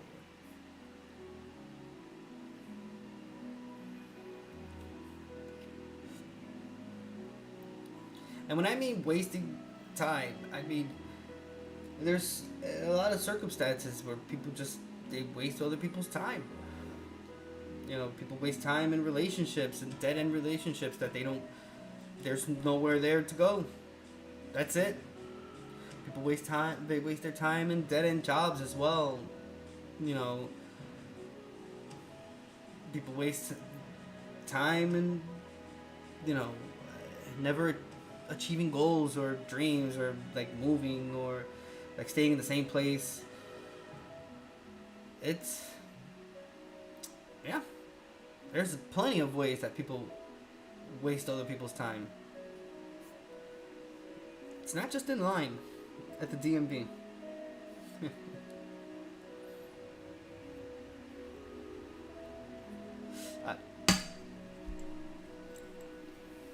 Just a little food for thought. Early in the morning.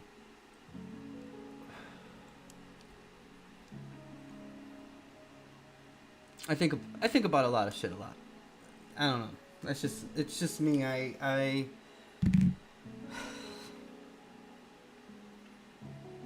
it's a struggle every day. Gotta hold on. Little pock there.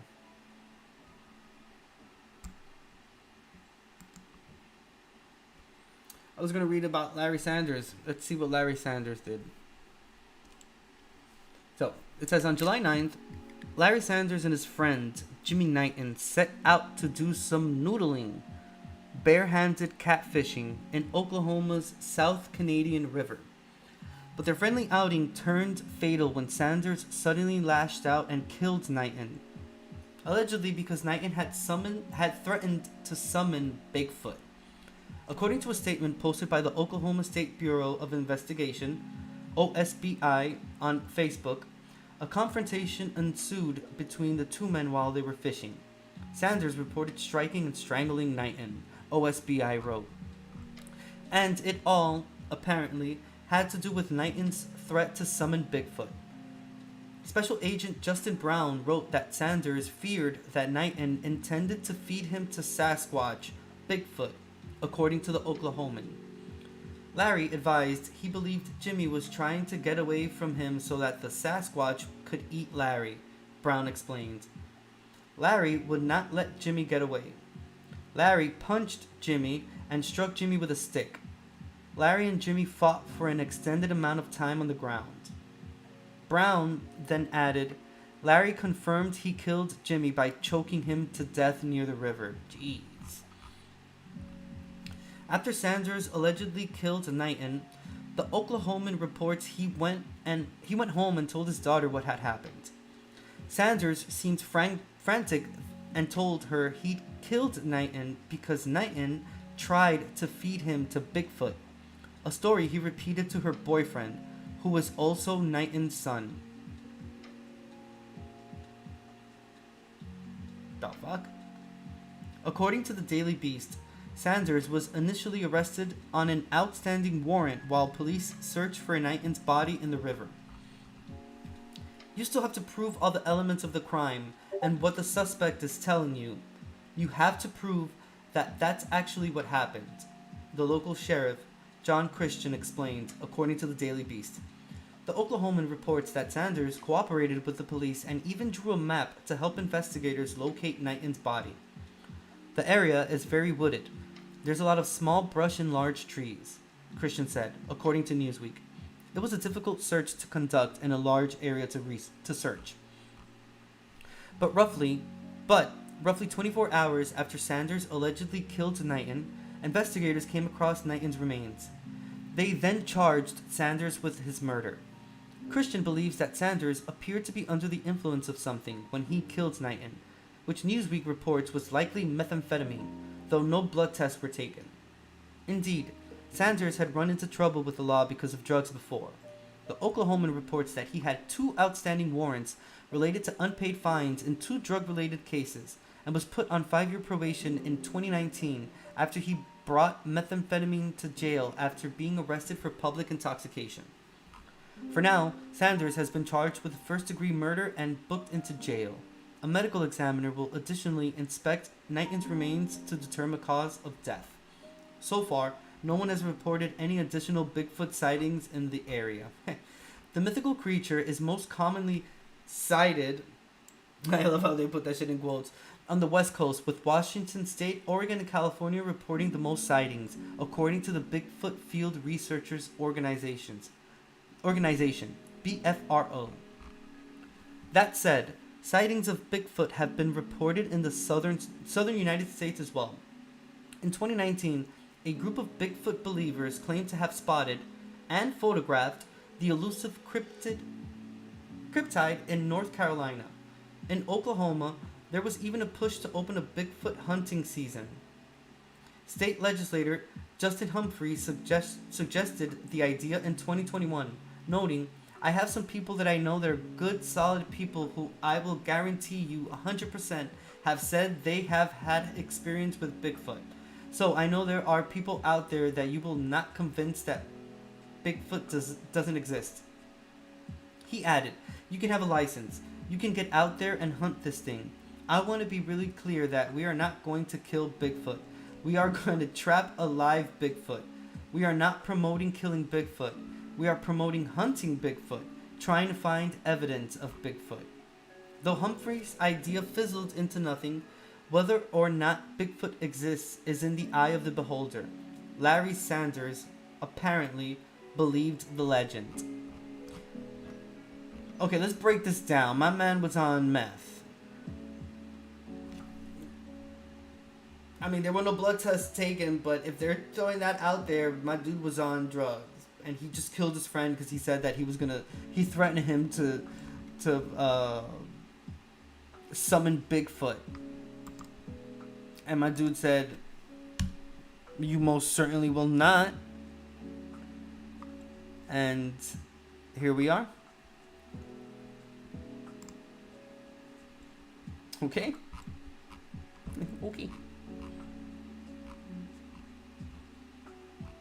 I don't know, my dude. I don't think that's like the best reason to kill someone.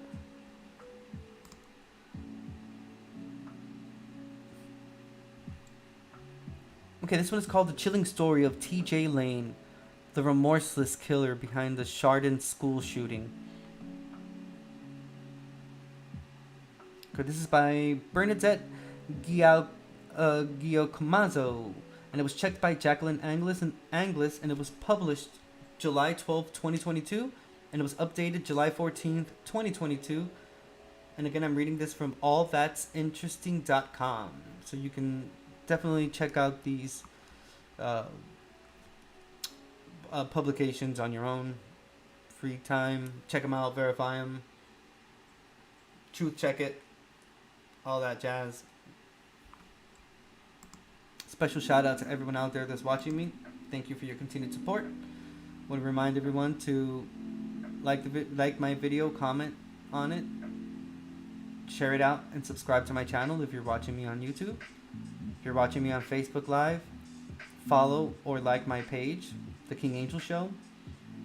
If you're watching me on LinkedIn, follow me, The King Angel Show.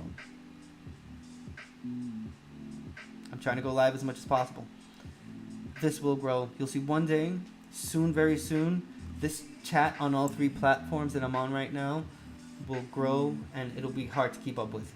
I'm going to have to try to figure out how to consolidate them all into one chat and have them all there. Normally on my Twitch family, there's a lot more going on, and we have chat is always like, though the majority of the time it is pretty booming, but I'm spreading out to these other platforms, and I'm growing step by step, and I know that with your continued support, we will make this community grow even more.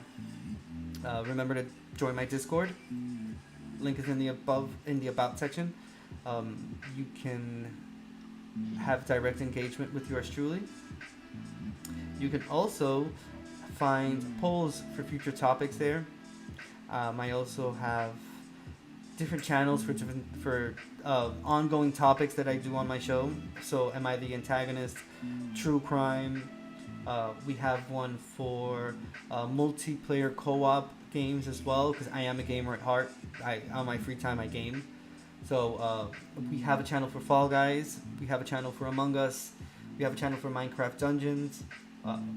We'll have a channel for Minecraft as well, and any other game that is co-op that can be played between multiple people. And if anyone is interested, like Fortnite or anything, whatever the case may be, there is or will be a channel for it. So definitely check out that Discord, join the community. It's small now, but we are growing. That's the important part. And yeah, I am King Angel, your favorite variety streamer. I am a Bay Area dude, just here for entertaining through various topics like true crime, murder mystery, history, culture, art picture book final showings. We do graphic design. We do a variety of topics on Saturdays. Am I the antagonist? A little bit of everything. So definitely follow me in any of my social media platforms. I have a link tree as well. Everything is consolidated there, and that's enough for this King Angel Show ad that I keep reeling into my stream. But I am indeed trying to make this community grow, and I look forward to seeing everyone there. So I'll see you on my Discord. So let's read this one. It says, on the morning of February 27th, 2012, T.J. Lane opens fire inside the cafeteria at Chardon High School, killing 3 students and wounding 3 others, while wearing a sweatshirt emblazoned with the word killer. Okay, it says, when T.J. Lane opened fire at the Chardon High School in the town of Chardon, Ohio in 2012, his goal was to kill someone he thought was a romantic rival. TJ, who was by all accounts a troubled kid, ended up killing 3 students and wounding 3 others. There was no question who committed the unspeakable act, and Lane's trial was brief. But even his conviction didn't mark the end of the drama. This is the strange, sad story of Ohio school shooter TJ Lane. what drove TJ Lane to kill his classmates. Despite growing up in an all-American town in the Midwest, Thomas Michael Lane III wasn't raised in a happy home. His father, Thomas Lane Jr., was in and out of prison for most of his son's life, primarily because of acts of violence against women, including Lane's mother, who was also arrested at various times for domestic violence. As a result, his parents ultimately lost custody of their son, and TJ Lane was sent to live with his grandparents. According to CNN, students who went to Chardon High School described TJ Lane as reserved. He didn't discuss details about his tumultuous family life, nor did he have many friends, and he didn't belong to any clubs or cliques. Others, however, remembered a much kinder person. He seems like a very normal, just teenage boy. Haley Kovacic, who went to high school with Lane, told CNN. He did have a sad look in his eyes a lot of the time, but he talked normally. He never said anything strange. Teresa Hunt, whose niece rode the bus to school with Lane, also told the outlet he was a very kind child who would engage her niece when no one else would.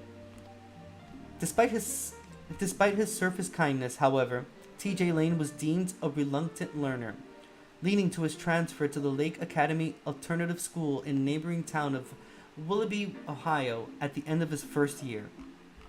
According to International Business Times, 2 months before the shooting, he published a disturbing piece of writing on Facebook. "I am death, and you have always been the sod." It read in part, "Now, feel death, not just mocking you, not just stalking you, but inside you. Wriggle and writhe. Feel smaller beneath my might. Seizure in the pestilence that is my scythe. Die, all of you." And while it may have raised a few eyebrows, no one seems to have predicted the tragedy that would happen next.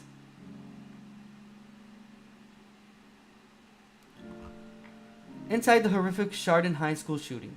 The nightmare for Chardon High School students began at approximately 7:30 a.m. on February 27, 2012. At the time, TJ Lane stormed into the cafeteria, where many students gathered before their morning classes, and opened fire. Lane ultimately shot 5 male students and 1 female student before running out of the cafeteria, only to be tackled by a teacher named Joseph Rizzi and a coach named Frank Hall. But by the time his rampage was over, three students, Russell King Jr., Demetrius Hewlin, and Danny Parmenter, were dead, and 2 were severely injured, according to the Washington Post. One of the students who survived the attack identified the shooter as Lane. TJ Lane's trial went as expected. He was quickly tried and convicted of the crime. But it was his behavior in the courtroom that made headlines.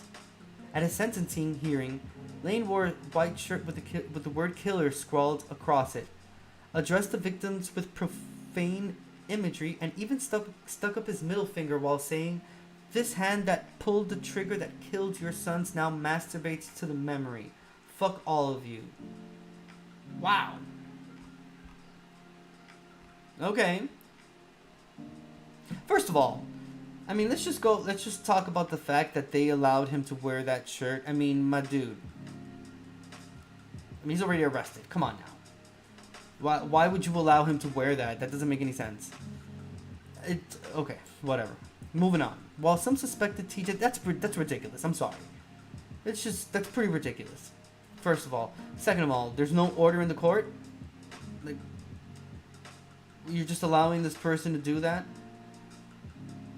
Okay. While some suspected TJ Lane was aiming for a romantic rival, a commonly held belief to this day, he never made his motive clear in court. Nevertheless, he was given 3 life sentences, 1 for each student whose life he took. Good. I hope he became someone's bitch in prison. How TJ Lane escaped from prison and was recaptured. After TJ Lane was convicted, he was remanded to the Allen Correctional Institution in Lima, Ohio, where he proved to be just as much of a troubled kid as he was in high school. Reports from the institution revealed that he'd been disciplined at least 7 times for such behavior as urinating on walls, self-mutilation, and refusing to perform assigned prison tasks, according to Cleveland.com. Then, on September 11th, 2014, TJ Lane escaped from the prison along with two other inmates. In response to reports of his escape, Chardon High School was immediately closed out of concern for student safety. Less than 24 hours later, Lane was apprehended without much fanfare, according to CNN. Today, Lane is serving the remainder of his multiple life sentences at the Warren Correctional Institution in Youngstown, Ohio, a supermax prison, according to the Ohio Department of Rehabilitation and Correction. His schedule is much more restrictive, and he has far fewer privileges than before entering the supermax. As for the Chardon High School shooting survivors, they continue to campaign for stricter gun laws and more severe penalties for school shooters. Frank Hall, the coach who tackled TJ Lane on that fateful day, founded the Coach Hall Foundation, which allows the survivors to travel to high schools across the country to share their stories in the hope of preventing a similar tragedy in the future. It's never too comfortable. Each time it takes a little bit out of you, Hall told WOIO in 2022. I know it's important that we have to do this, but it's not easy. But for Danny, Demetrius, and Russell, we do it. I'm glad he's serving his time in a supermax jail. Like I said before, I hope he becomes someone's bitch, and I hope that he suffers loneliness to the point of going mad. That's the minimum he deserves. Moving on. Let's find something a little bit more neutral to read. Okay, this one seems pretty interesting. Okay, it's the fascinating history of the drinking horn, the thirst-quenching vessel of Viking legends.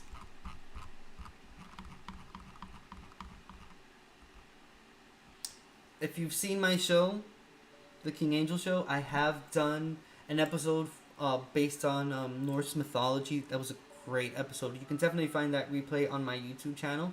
You can look me up as The King Angel Show. That one was definitely interesting to do. And we did talk about Vikings, obviously, because Vikings form a very important role in the whole mythology. Like, they're the ones believing in it and spreading it to other, countries that they conquered and whatnot. So this is definitely down my alley, and we'll do this. This will be the last one that I'll read today. What I will do real quick is I'm just going to run to the bathroom really quickly. I will be right back. Don't move. We'll read the fascinating history of the drinking horn, the thirst-quenching vessel of Viking legend. Drop a comment if you like Vikings. If you saw the show Vikings, also drop a comment. And up until this point, let me know how your day's going. Let me know if you're having a happy Saturday, if you had your coffee already. Let me know anything.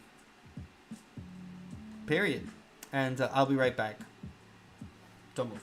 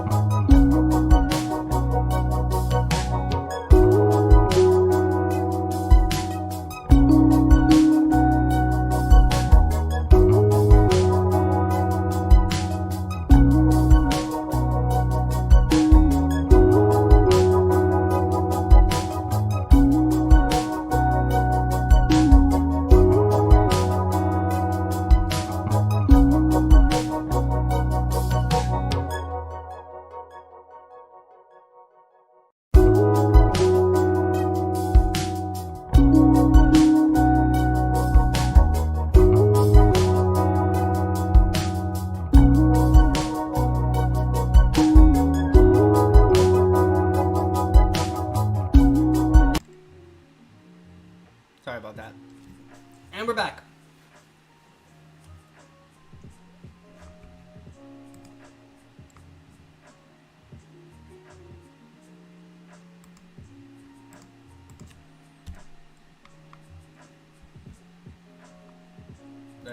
Let us see. Okay, so though it's so we're reading again. Before I went on the Be Right Back, I said we were going to read the fascinating history of the drinking horn, the thirst-quenching vessel of Viking legend. This was written by Bernadette Giacomazo, checked by Kara Johnson, published July 21st, 2022. Alrighty. So, though it's most often associated with the Vikings, the drinking horn has a long history that actually started more than 1,000 years before the vicious warriors ever left Scandinavia. Okay. So when most people think of a drinking horn, they picture Vikings dressed in fur clothing and battle helmets, guzzling med after a day of raiding villages. While the Norsemen did use drinking horns, the history of the vessel is far more varied and begins over 1,000 years prior to the Viking Age. Known as the keras or rhyton in ancient Greece, the drinking horn was used in many regions over the years, and it's still an important part of some cultures to this day. From the Scythians to modern-day Georgians, the people who utilized the vessel were as varied as the areas in which examples have been found. And though the earliest specimens were indeed crafted from actual horns of bulls or rams, the materials used to make them varied greatly as well. Even the type of container ranged from those designed for daily use to decorative or ceremonial vessels. So while the Viking drinking horn may be the first to come to mind, the actual history of the accessory is far more diverse. From the Scythians to the Greeks, the varied history of the drinking horn. Some of the first known cultures to use the drinking horn were the Thracians and the Scythians. While the Scythians lived in what is now Kazakhstan and southern Siberia, the Thracians resided in the modern-day Balkans. Both began using hollowed-out horns from goats, rams, and bulls to drink their various libations. An ancient account from the Greek historian Xenophon of the Thracian leader Silthes around the 4th century BCE suggests that the horn was part and parcel of the Thracian way of life. The words Xenophon used to describe its use were kata, tan, thrakion, naman, or after the Thracian fashion. Celthes directed Xenophon to come in with any 2 men he might choose to bring with him. As soon as they were inside, they were first greeted one another and drank healths after the Thracian fashion in horns of wine. Xenophon wrote in his work Anabasis. Meanwhile, drinking horns have been found in Scythian graves dated as early as the 7th century BCE. Many of them crafted from the horns of the now extinct aurochs. And in the 5th century BCE, the ancient culture began burying vessels fitted with precious metals with their warriors. Romans began using their own version of the drinking horn around the same time. Rather than the more primitive animal horns or the metal vessels adorned with the carved heads of animals that the Greeks preferred, the Romans made their version out of beautiful decorative glass, according to the Vintage News. The rise of the Viking drinking horn. While the Vikings weren't the only people to use the drinking horn, their version is the most well known. It was even enshrined in their mythology. According to the AITA, an Old Norse mythology textbook from the 13th century, Thor unknowingly drank from a horn that was full of all the seas of the earth after a giant named Utagura.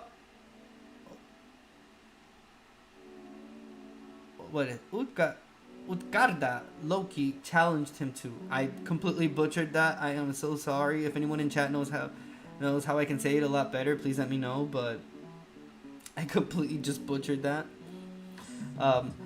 Then Thor became wroth, set the horn to his mouth, and drank with all his might, and kept on as long as he could.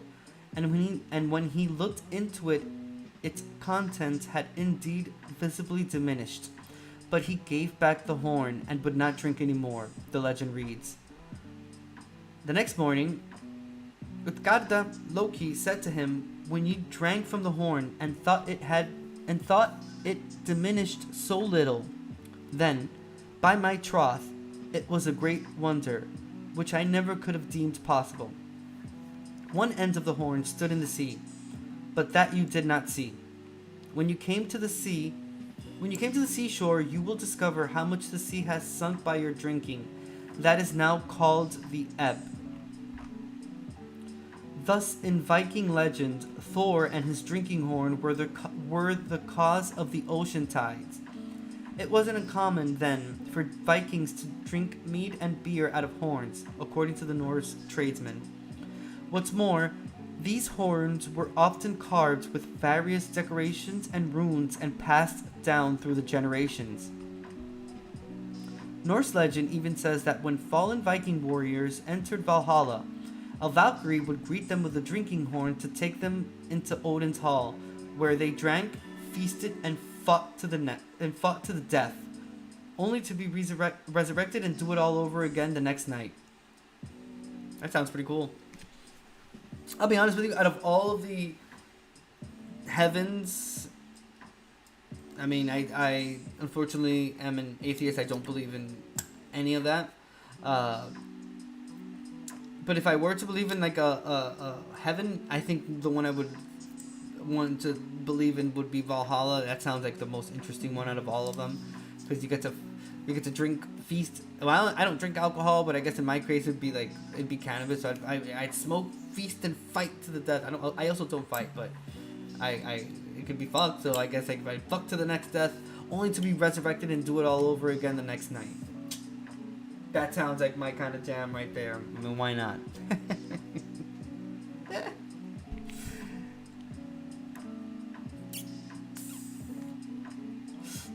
Gotta be honest. I'm not gonna lie. So in my case, it'd be smoke, feast, and fuck to the death, and only to be resurrected and do it all over again the next night. Give it to me. That would be the type of heaven I'd want to go to. Valhalla, here I come. Alright, shout out to all of you for sticking around. Even though I shout out some foolishness sometimes.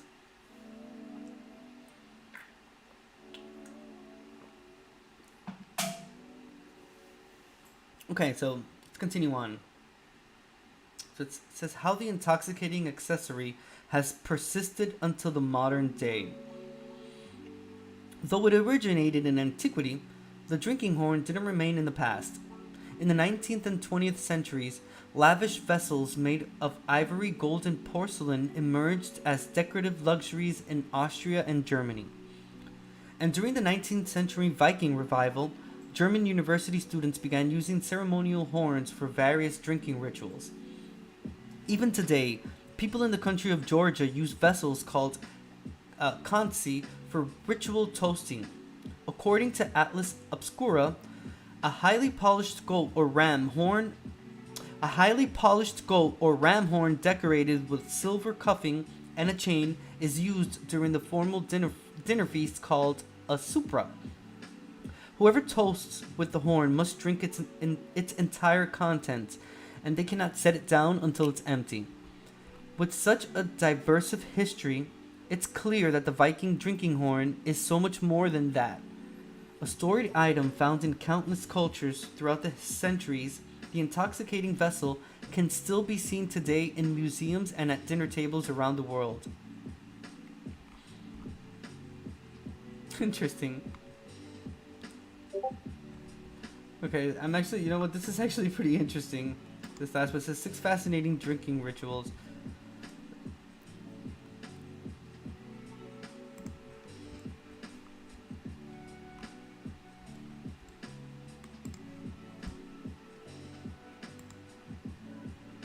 Okay.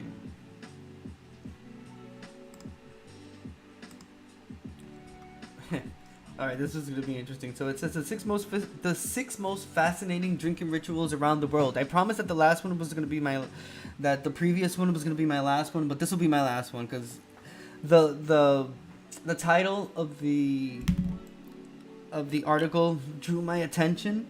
Fun fact, like I said before, I don't drink a lick of alcohol at all. I have never been a drinker. I don't like it. I stay away from it. I don't drink at all. Like, I am the most boring person to go to a bar with. I just don't. I like lemonade. That's my jam. And if I want to go like really crazy when I go out and like we're like partying and stuff, or we're going out like dinner with friends, and you know, I order Dr. Pepper. Dr. Pepper is that's my party drink right there. That's how I go crazy. I am a firm believer in not drinking and driving. I'm not gonna lie, like I get really angry when people do it. I don't understand why people have to go through that. Like, people do that, and if they do it on your own, and they do it on their own, and then they do it with people in their car, it's completely unnecessary, especially in this time and age when you could just take an Uber or take a Lyft, or you know, whatever the case may be. So yeah, me personally, I detest really badly like that whole drinking and driving. So I am always the designated driver, and I am proud to be the designated driver at all times. Very proud. I take that shit seriously. You have no idea how much I take that. I take it seriously. Moving on. Okay, so we said the 6 most fascinating drinking rituals around the world. Okay, so it says the 6 o'clock swill, Australia, New Zealand. Okay, so during World War I, Australian and New Zealand bars started closing their doors at 6 p.m. to encourage men to spend time with their families. Naturally, the slang 6 o'clock swill began to circulate as men would rush to get a drink after work before the bars closed. Needless to say, that closing time didn't stick. Okay, the most fascinating drinking rituals. Snapsvisa, Sweden. Snapsvisa is a traditional drinking song that precedes bouts of drinking the spirit snaps. The songs generally glorify drinking. Ganbei, China. In China, the drinking culture of Ganbei is used to honor and respect guests. Translating as empty the glass in English, Ganbei involves a series of toasts and shots with a large group of people. Oktoberfest, Germany. The famous German festival is an annual 16-day ritual held in late September and early October. Dating back 200 years, Oktoberfest initially began as a way to celebrate the marriage of King Ludwig I and Princess Therese. I have friends that actually go to Oktoberfest.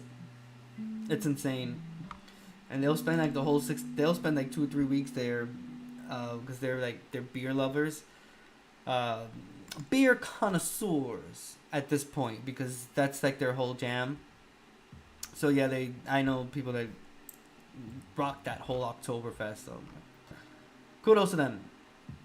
Communal drinking, Japan. Considering drinking that bottle of wine alone, again, not if you're in Japan. There, the culture promotes communal drinking, and nobody is allowed to pour his or her own drink.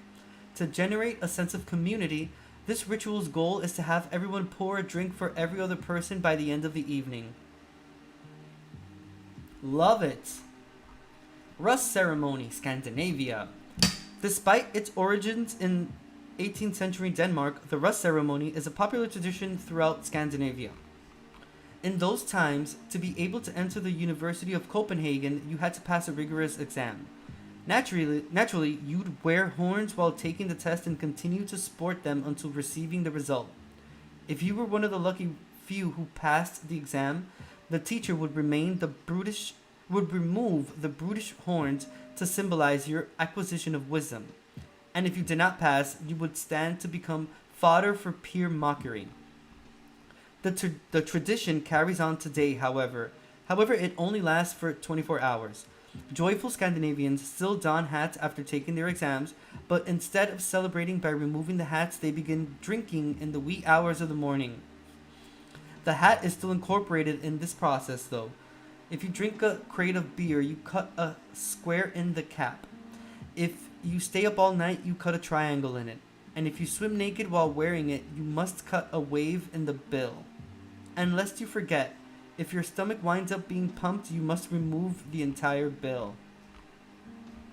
Alrighty. That was pretty interesting. That was the 6 most fascinating drinking rituals around the world. By Map Bop. Text by Savannah Cox. Published January 26, 2012. Updated February 28, 2018. That's pretty cool. That was very interesting.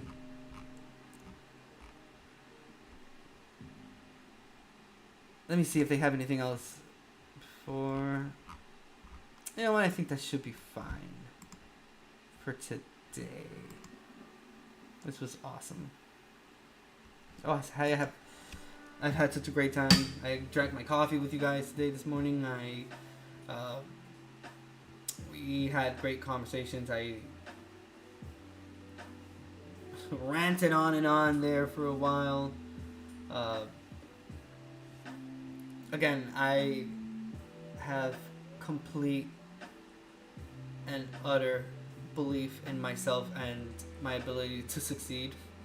And I know that this community will grow with like-minded individuals that are interested in various topics like true crime, murder mystery, history. I keep saying it one after the other. I need to change those words. It rhymes. Art picture book showings, final showings, culture. I do a variety of topics. I try to keep it different.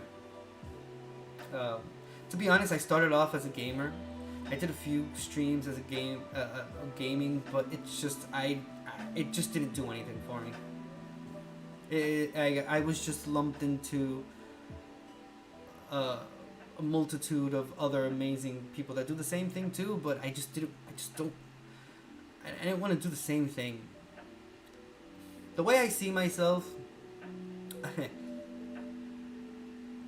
I see myself as the Bjork of the streaming world. Hear me out. Why do I see myself as one of the most famous and amazing human beings to exist? Fun fact about me, I am top number one Bjork fan. I have been a huge fan of hers for a very, very long time. I've seen her live a handful amount of times. I definitely live for that musician. I think she is top tier, and there's just no one like her. But one of the things that I have learned about her, like from being such a fan of her, is that she was confined at one point to a circle that I feel like she wanted to, with all due respect, break free from. And I feel like that's how I feel right now. Like, I've met so many great, amazing people, and fellow streamers, and I thought for a moment that my whole thing was gaming, but It was not. I've always wanted to be an entertainer. I've always wanted to have a community. Like, okay, I originally wanted to be a celebrity. I wanted to be an actor and actress. That obviously didn't pan out. So I went down the path of like graphic design and visual art and shit like that. That's not what I do right now. But even within the position that I have now, I do get to do graphic design as well. But I mainly do design for myself, like for the brand. Like, so everything that you see, everything that's filmed, everything that you see visually has been done by yours truly. The logo that you see right there was me. Everything. It's just down to... I think the only thing I have that is not me is the outro, my intro outro song. That was someone very dear to me that made that for me, and then I did a reverse remix for it because I thought it sounded pretty cool. But other than that, it's me. It's just, again, everything is me, and I'm very proud of that. I have, again, extreme confidence and belief in my capacity to succeed, and I know that this community will grow exponentially. And I know that there are many like-minded individuals out there that enjoy those topics that I mentioned before, and enjoy a whole range of other ones too, and maybe just like to entertain, or even better, they like what they see.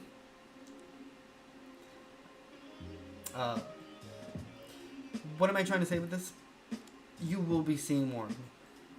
I will be live more on these platforms. I will soon be live on my Instagram live as well. I'm working hard to get 1,000 followers on TikTok to be able to go live on TikTok as well. That's how serious I am about growing this community. I'm very serious about putting myself out there and giving something good for the world to see. Hell yeah. So, join the community.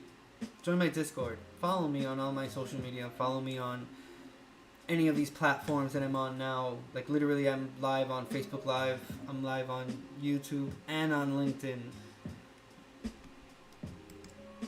In a wide range of places.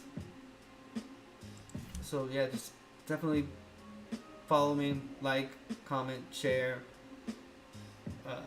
subscribe, whatever button it is that you have to press.